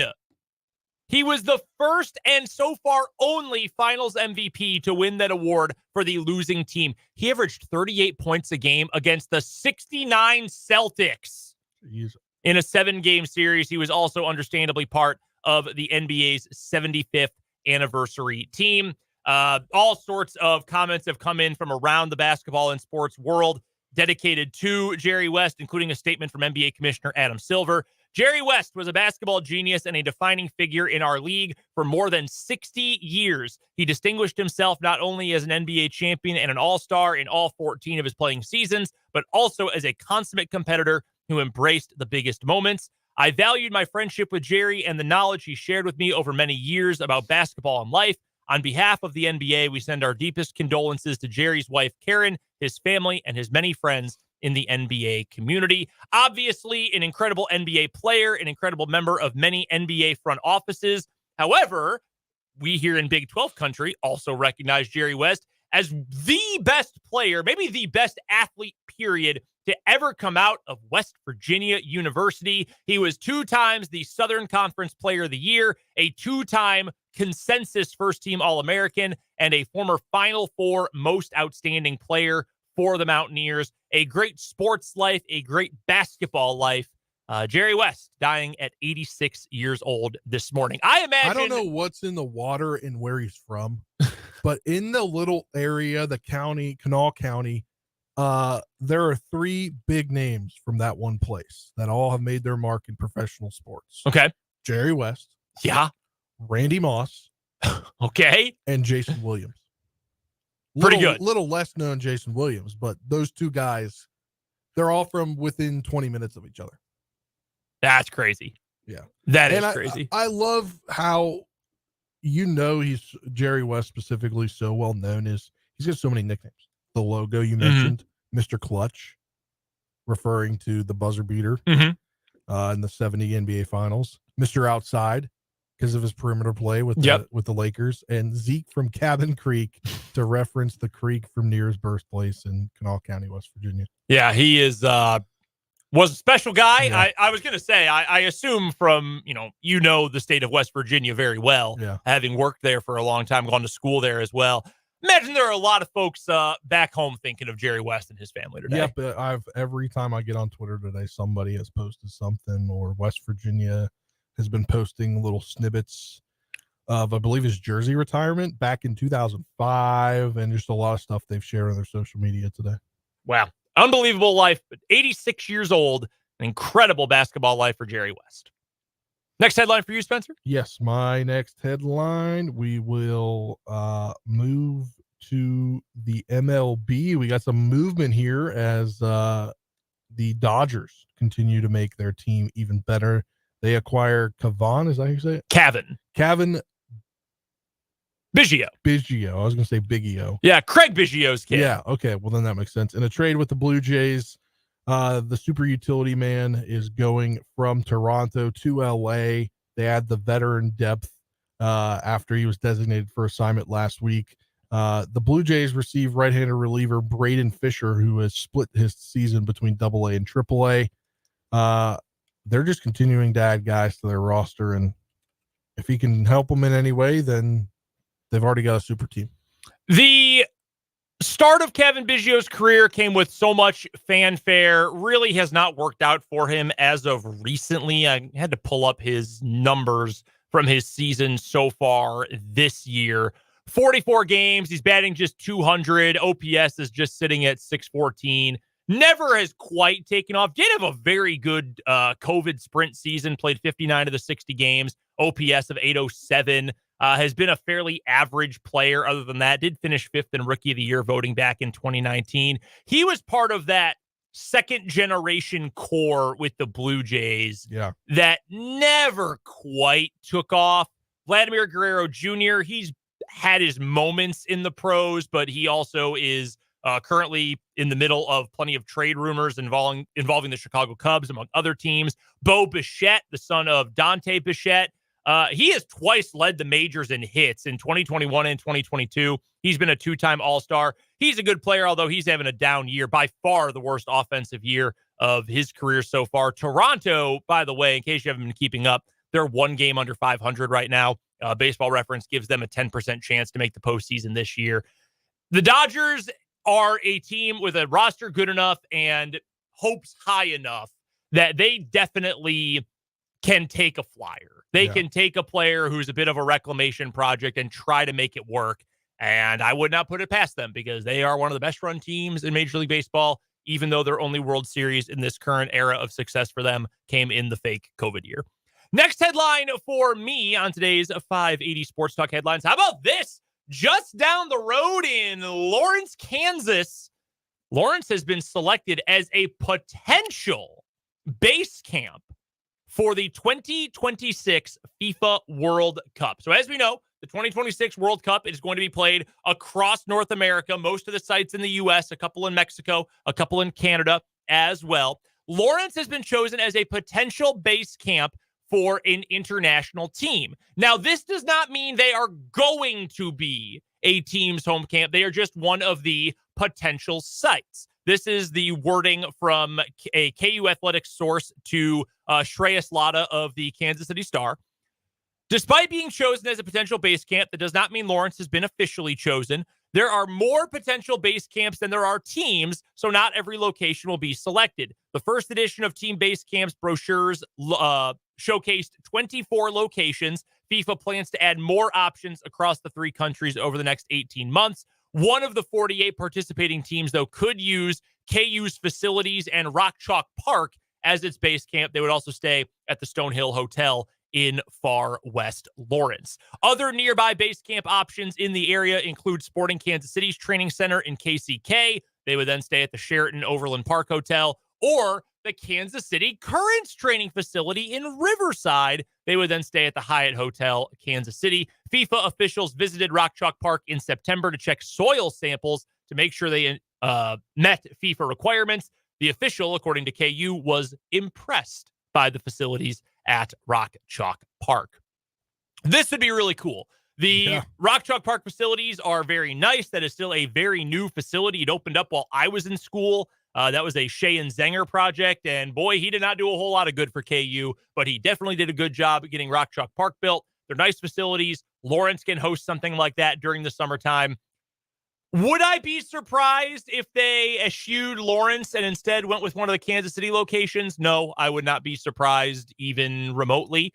But I do think you could argue, if you were trying to set this up, that you're away from the city a little bit, maybe a few less distractions. Can't imagine they're going to have, the Paraguayan national team go hang out at the Hawk during training for the World Cup. So I think you'd probably end up being okay. It'd be very cool. Still a long way to go to figure out if Lawrence will be picked, but pretty cool nod for Rock Chalk Park and the Lawrence community should they get a base camp site for the 2026 World Cup. Yeah, my final headline, NBC and TNT Sports are expected to broadcast Big East men's and women's basketball games in 2025-2026. They're on the verge of adding the new television partners, NBC Sports and TNT Sports, as well as to join Fox Sports in presenting the games 2025-2026, according to The Athletic. While Fox Sports will remain the top partner, both NBC, which will feature most of its games on Peacock, and TNT Sports, which operates streaming services Max, are anticipated to add a large number of games. The financial terms are expected are not known yet. The agreement is not yet finalized, and the other incumbent, CBS Sports, which does have a smaller package of games, is still holding discussions. Both, or I guess all three, include in the Big East, all three channels or groups have declined to comment so far. The potential moves by NBC Sports and TNT Sports continue their buying sprees, as we've obviously seen what they've done with the NBA and TNT getting out of the NBA because NBC is getting into the NBA and that whole fiasco. So TNT looks like they're getting much more into the college sports games. They're going to add Big East basketball, college football playoff. Tennis? Yes, the French Open. Yes, I just saw that roll across yesterday. Yeah, they're going to have exclusive rights to the French Open in the U.S. for, I think it's like a 10-year deal or something. I probably would have just kept the NBA and just paid for that, but I'm not a TV executive, and, God bless us for that. Yeah. All right, let's get to our final headline of the day. It is a daily staple this time of year. Ladies and gentlemen, it is time for the playoff roundup. It's time for the 580 Sports Talk Playoff Roundup. All right, playoff roundup time. We've got NBA action tonight. Game 3, Celtics on the road in Dallas, taking on the Mavericks. Kristaps Porzingis of the Celtics, the big man, he is questionable with that bizarro injury we talked about on the show yesterday. Does your prediction for this game change if Porzingis can or can't go? If he can't go, I think it changes because they're on the road. It's Dallas's home. I think Dallas could take advantage of being home. But you need more than just Luka Doncic to do anything for you if you're Dallas. But I think taking advantage at home would be big for them. But if Porzingis is out there, I think it's Boston's game to lose. Kyrie's got to be great. They don't need okay Kyrie Irving in this game. They need a great Kyrie Irving in this game. I would like to see Dallas win. I've been saying since the beginning that is the team I would rather see win the championship. Boston is definitely the better team. Dallas has to win both of these games. If they want a chance to win this series, they have got to win both of them and have the series go back to Boston at 2 games apiece. Otherwise, I don't feel great for the Mavericks if they end up losing tonight. That game, by the way, I want to make sure I get you the proper start time. That game begins at 7:30 local time tonight. It will be televised on ABC. As for the Stanley Cup final, no game tonight. Game 3 of the Stanley Cup final will come up tomorrow. Big news from the series, though, with the Florida Panthers leading the Edmonton Oilers 2-0. Edmonton's Leon Draisaitl will not be suspended after laying a huge hit on Florida's Alexander Barkov in Game 2. Also, some travel issues. We were talking about this yesterday, the fact that the flight from Sunrise, Florida, all the way to Edmonton is the longest in NHL history. Apparently, the Panthers screwed up their schedule. So I don't know what happened, but it appears Edmonton got out either really, really early this morning or right after the end of the game, which I guess would be really early this morning. And the Panthers were like, let's just sleep in our beds and then we'll pack up and leave in the morning, which makes sense, right? Sure. If you're going to leave early. I believe it was pushed to 1 p.m. Eastern. They didn't make that. They just took off like maybe 2 hours ago, maximum 2 hours ago. Within the last 2 hours, they took off. Oof. Yeah, which is a long flight. Yes, very long apparently flight. There's like huge storms in the Miami area. There's flooding. There's a bunch of stuff going on. I just saw on Twitter. So yeah, that's not great. Yeah, so it appears Edmonton will sleep in their own beds tonight, clearly at home, but they got home early in the morning while Florida went home to their beds and then tried to leave, and that didn't work out for them. That's tough. Yeah. That's not great. That makes me want to pick Edmonton tomorrow, to be honest with you. I will probably be I'm 0 for 2 so far picking the Oilers to win, but maybe their opponents being mega jet lagged will help, and the Oilers will finally get one tomorrow. That's coming up tomorrow night again. The NBA Finals will continue tonight down in Dallas at 7:30. That's going to do it for the playoff roundup, and that also does it for today's edition of our 580 Sports Talk headlines. When we come back, On the other side of this break, a very morbid quote from Joe Burrow here on 580 Sports Talk, live from the Kansas Drive to Zero studio.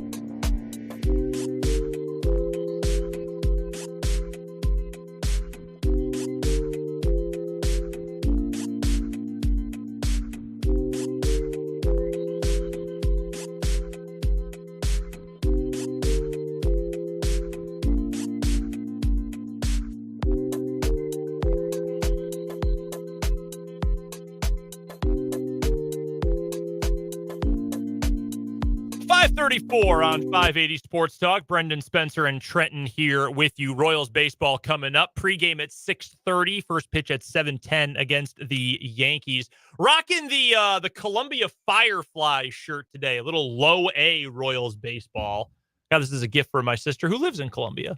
I don't think she's ever been to a Fireflies game. Wait, is this Columbia, Missouri?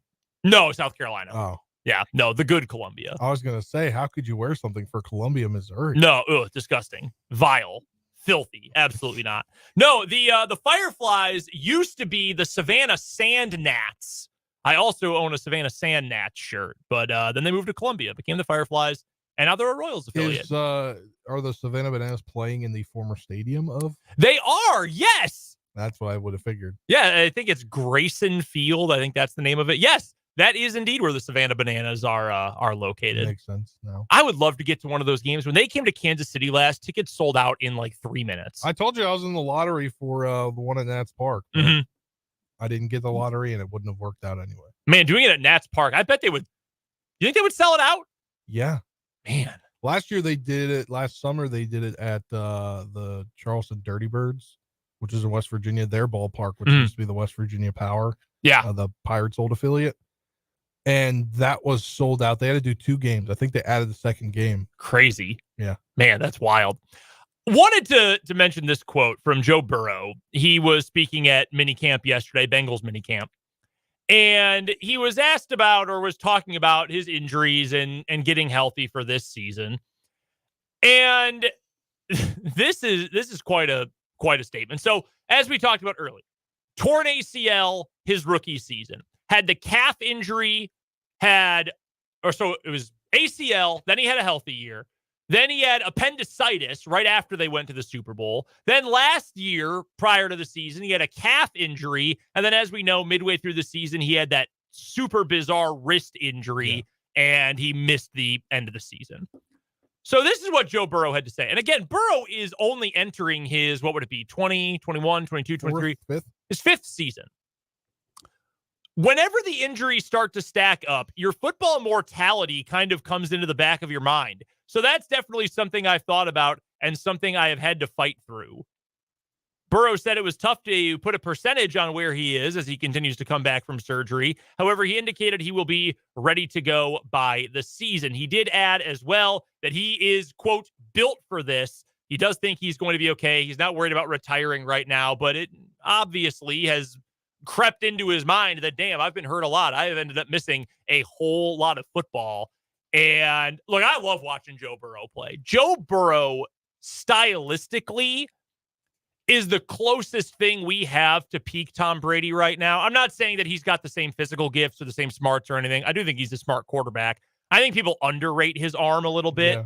But I think they underrate his arm and they underrate him a little bit because he hasn't been on the field throughout 90+% of his 4 full year career. And the way his placement, in fact, honestly, not even Brady. I would almost compare his style maybe more to Manning, who had a good arm, maybe not an elite arm, and was just so on top of everything. And again, I'm not trying to say Joe Burrow is Peyton Manning. Peyton Manning might be one of the 3 best quarterbacks to ever play. There are people out there who earnestly still would put Peyton Manning ahead of Tom Brady, and I would at least listen to those arguments. Obviously, team success, not even close. Yeah. But Burrow's style is a lot in the same way. He is a hell of a quarterback. We talked about this earlier today. I think Cincinnati is the number 2 contender or the number 1 contender to the Chiefs title in the AFC if Joe Burrow is healthy. And last season, he was not. He had the calf injury during training camp. He was clearly not healthy at the start of the season. He was bad. The first 2, maybe even 3 weeks of the year, he was straight up bad. Then he started to figure it out. Looked like he was finally coming into his own, had the hand injury, ends up missing the entire rest of the season. A healthy Joe Burrow is among the very best quarterbacks in the entire NFL. If they've got him, they've got a chance to get to a Super Bowl. They absolutely do, in my mind. The problem is that just feels so fragile. And granted, if you're the Chiefs, let's say if you lost Patrick Mahomes for 12 games, you'd probably say, yeah, we ain't making the Super Bowl. Like if he got knocked out in week 6 or week 7 and wasn't going to be able to play the rest of the year, you'd say, yeah, we're not winning a Super Bowl. That no duh, obviously. But it's a little bit different when Mahomes has had a couple of injuries. He's been knocked around. He's been roughed up, but he's been able to play in those big games versus Burrow, who effectively has had 1 fully healthy season in his career. Yeah, that's why you underrate him so much, is because he's just hasn't been on the field for his full career to know exact everything that he can do. It's a bummer because he's a lot of fun. I love watching it. I own a Joe Burrow jersey. I own more Burrow merch than I own Chiefs merch. I mean, I love watching the guy play, but you could say the same thing. I mean, I might be a bit biased because I watched him for a couple of years about RG3. What he did in 2012 captivated America. I think RG3 is such a fascinating case because I feel like Burrow, like we know what Joe Burrow is. He came into the NFL close to his ceiling. I mean, he came off the greatest quarterback season in college football history. We know what Joe Burrow is. RG3 at some point, I think, was going to have to develop as a better drop back passer. But what he did as a rookie is only matched by Michael Vick. And I think RG3 was a better passer as a rookie than Michael Vick was. Yeah. Like that's it. And he could have been great. I think there was probably more variance with where his career could have gone. But I agree with you. It's one of those things. And we know now, we never got to see what that could have been with RG3. Yeah. We never got, his knee got so destroyed. We never got a chance to see, could he have turned himself into more of a drop back guy? Could he have become a different kind of quarterback? I hope we get to see that with Burrow. Yeah. I really hope we do. I saw, this is kind of random, but about RG3 in that 2012 season, somebody did some board commanders content creator, Yeah. not like a beat reporter or anything.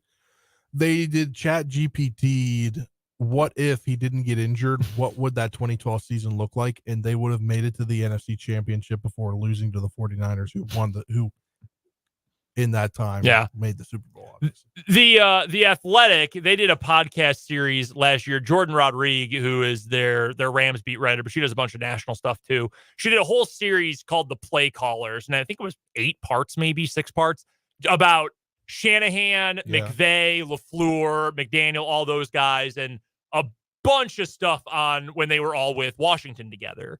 And like we were joking about earlier, saying, oh man, the Dolphins broke football for 8 weeks this past season. They really did almost like totally break offensive football when they were in Washington. And RG3 was right at the center of it. Yeah, had he not gotten hurt? And then he got hurt.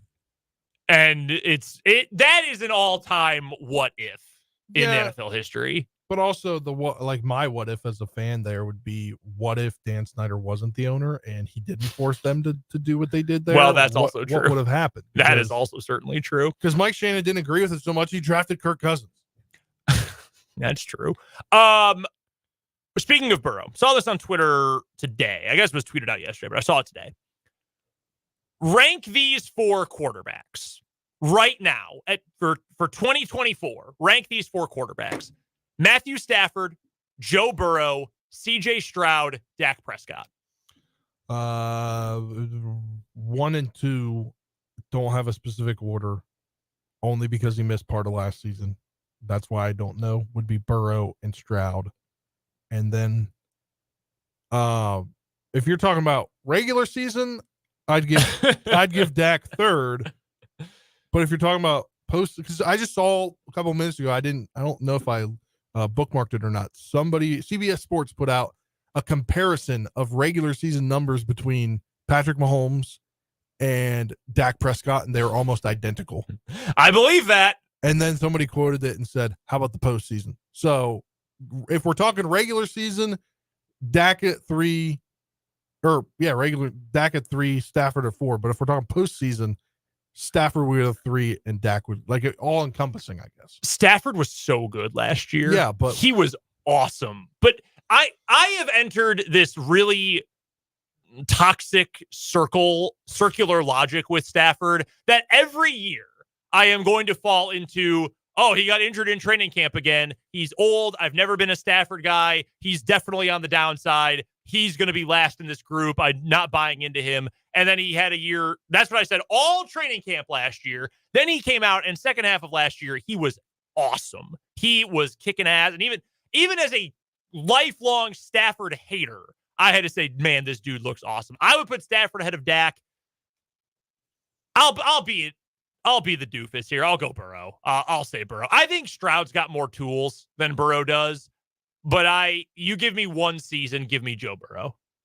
Yeah. Maybe that's a dumb take. I don't know. Stroud's awesome. See, I don't know. That's the thing, because you saw one in his rookie year last year do so well, and then one that didn't get to play last year. So that's where I don't have an order, but they're 1 and 2. Yeah, I would agree with that. I would agree with that. I would say Stroud, Burrow definitely at the top. Decent step down, Stafford, another decent step down. I'm not a Dak guy. I'm not, but I just looked at those numbers and it was crazy to think about. He does rack up a ton of stats. He's basically Pat Mahomes without the postseason. But then you see a game like last year in the postseason. I got to pull up this box score real quick. So they lose to the Packers in the postseason last year, right? They put up 32 points in that game. And you think, dang, that offense was clicking. Nah, man, they were down 27-7.5. The Packers just didn't try defensively in the second half. So Dak ended up with 400 yards in that game. 400 yards, 3 touchdowns. So he gets the stats. But there is probably no quarterback. I take that back. I trust Dak more than I trust Kirk Cousins, but not by much. I think they're very similar, by the way. Yeah. I think those two are really, really similar. Coming up on the other side of this commercial break, we'll get you ready for the final 2 games of the Royals-Yankees series here on 580 Sports Talk.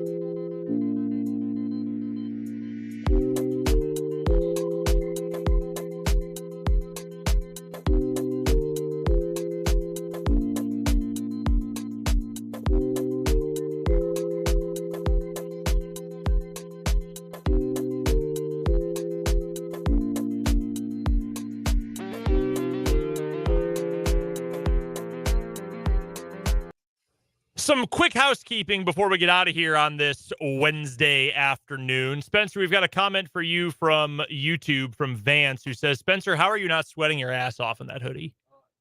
Yes, I was just replying to that as you were saying that. The AC is cranking in the station today.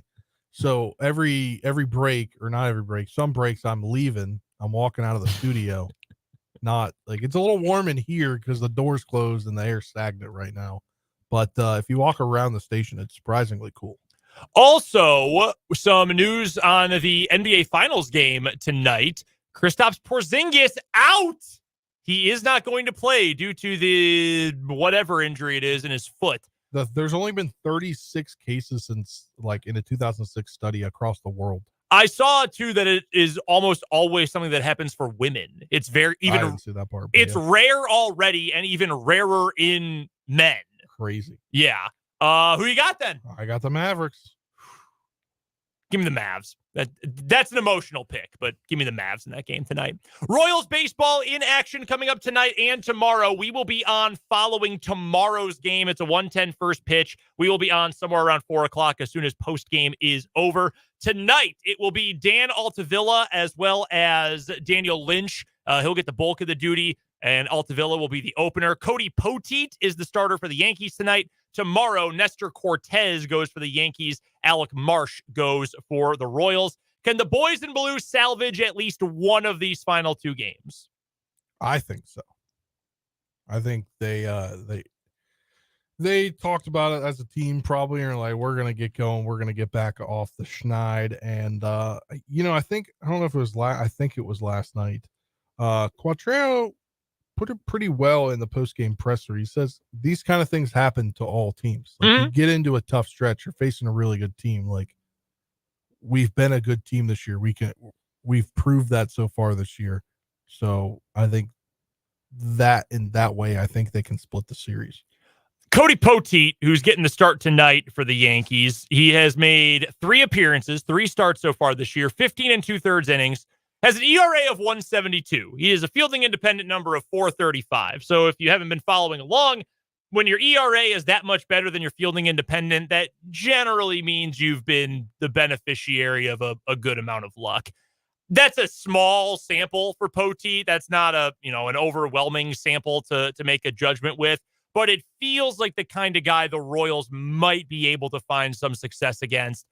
He is not striking out a lot of dudes. 6.3 strikeouts per 9 innings so far. He's got 11 strikeouts in 15 2/3 innings. Doesn't blow by you a whole lot. If you are the Royals, you've got to somehow find a way to bounce back from last night's disastrous performance against Marcus Stroman, in which he had 1 strikeout in 5 2/3 innings, and yet you still were not able to do dang near anything. Poteet is another guy who does not throw the ball hard. 93 miles an hour is his average fastball velocity. That is 33rd percentile in Major League Baseball. That is not especially fast for these days. He gives up a good amount of hard contact. Again, just like Marcus Stroman yesterday, you've seen this before. You've been through this before. You have got to find a way to avoid getting completely shut down for a second straight night. I am more concerned right now with the offense. Oh, yeah. Figure out a way to get some sort of offensive momentum. The pitching, it's got to be better. Yes, agree. The offense is giving me more concern right now, though. Yeah, I would agree with you. I think that you've got to get back to, obviously Bobby Wood's going to perform for you, but other than that, Salvi's got to perform and the rest of the lineup's got to perform. The approach has been bad. Like I said earlier last night, the approach was really bad against Stroman. They only struck out 3 times against Rodon on Monday, but the approach was better. They're swinging at too many pitches outside of the zone and getting themselves out. You've got to take a smart approach. You've got to, at this point, rely on your stars to make things happen. And I'm hoping maybe a day off for MJ Melendez, get his mind right. I don't know what it will take at this point to get his mind right, but you've got to figure out something. Hopefully it starts tonight against a guy in Cody Poteet who has probably outpitched his ability through his first 3 starts of the year. We've got to get to one final commercial break. We'll come on back and wrap up this edition of 580 Sports Talk with today's final word.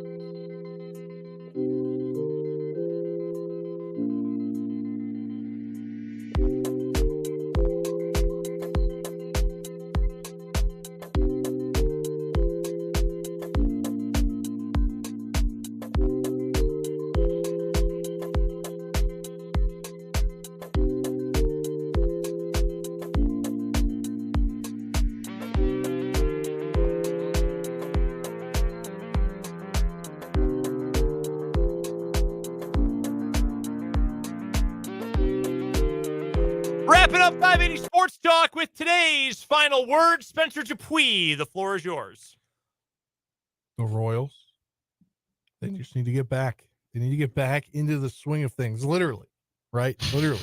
Nice. Boo. Just get through this week.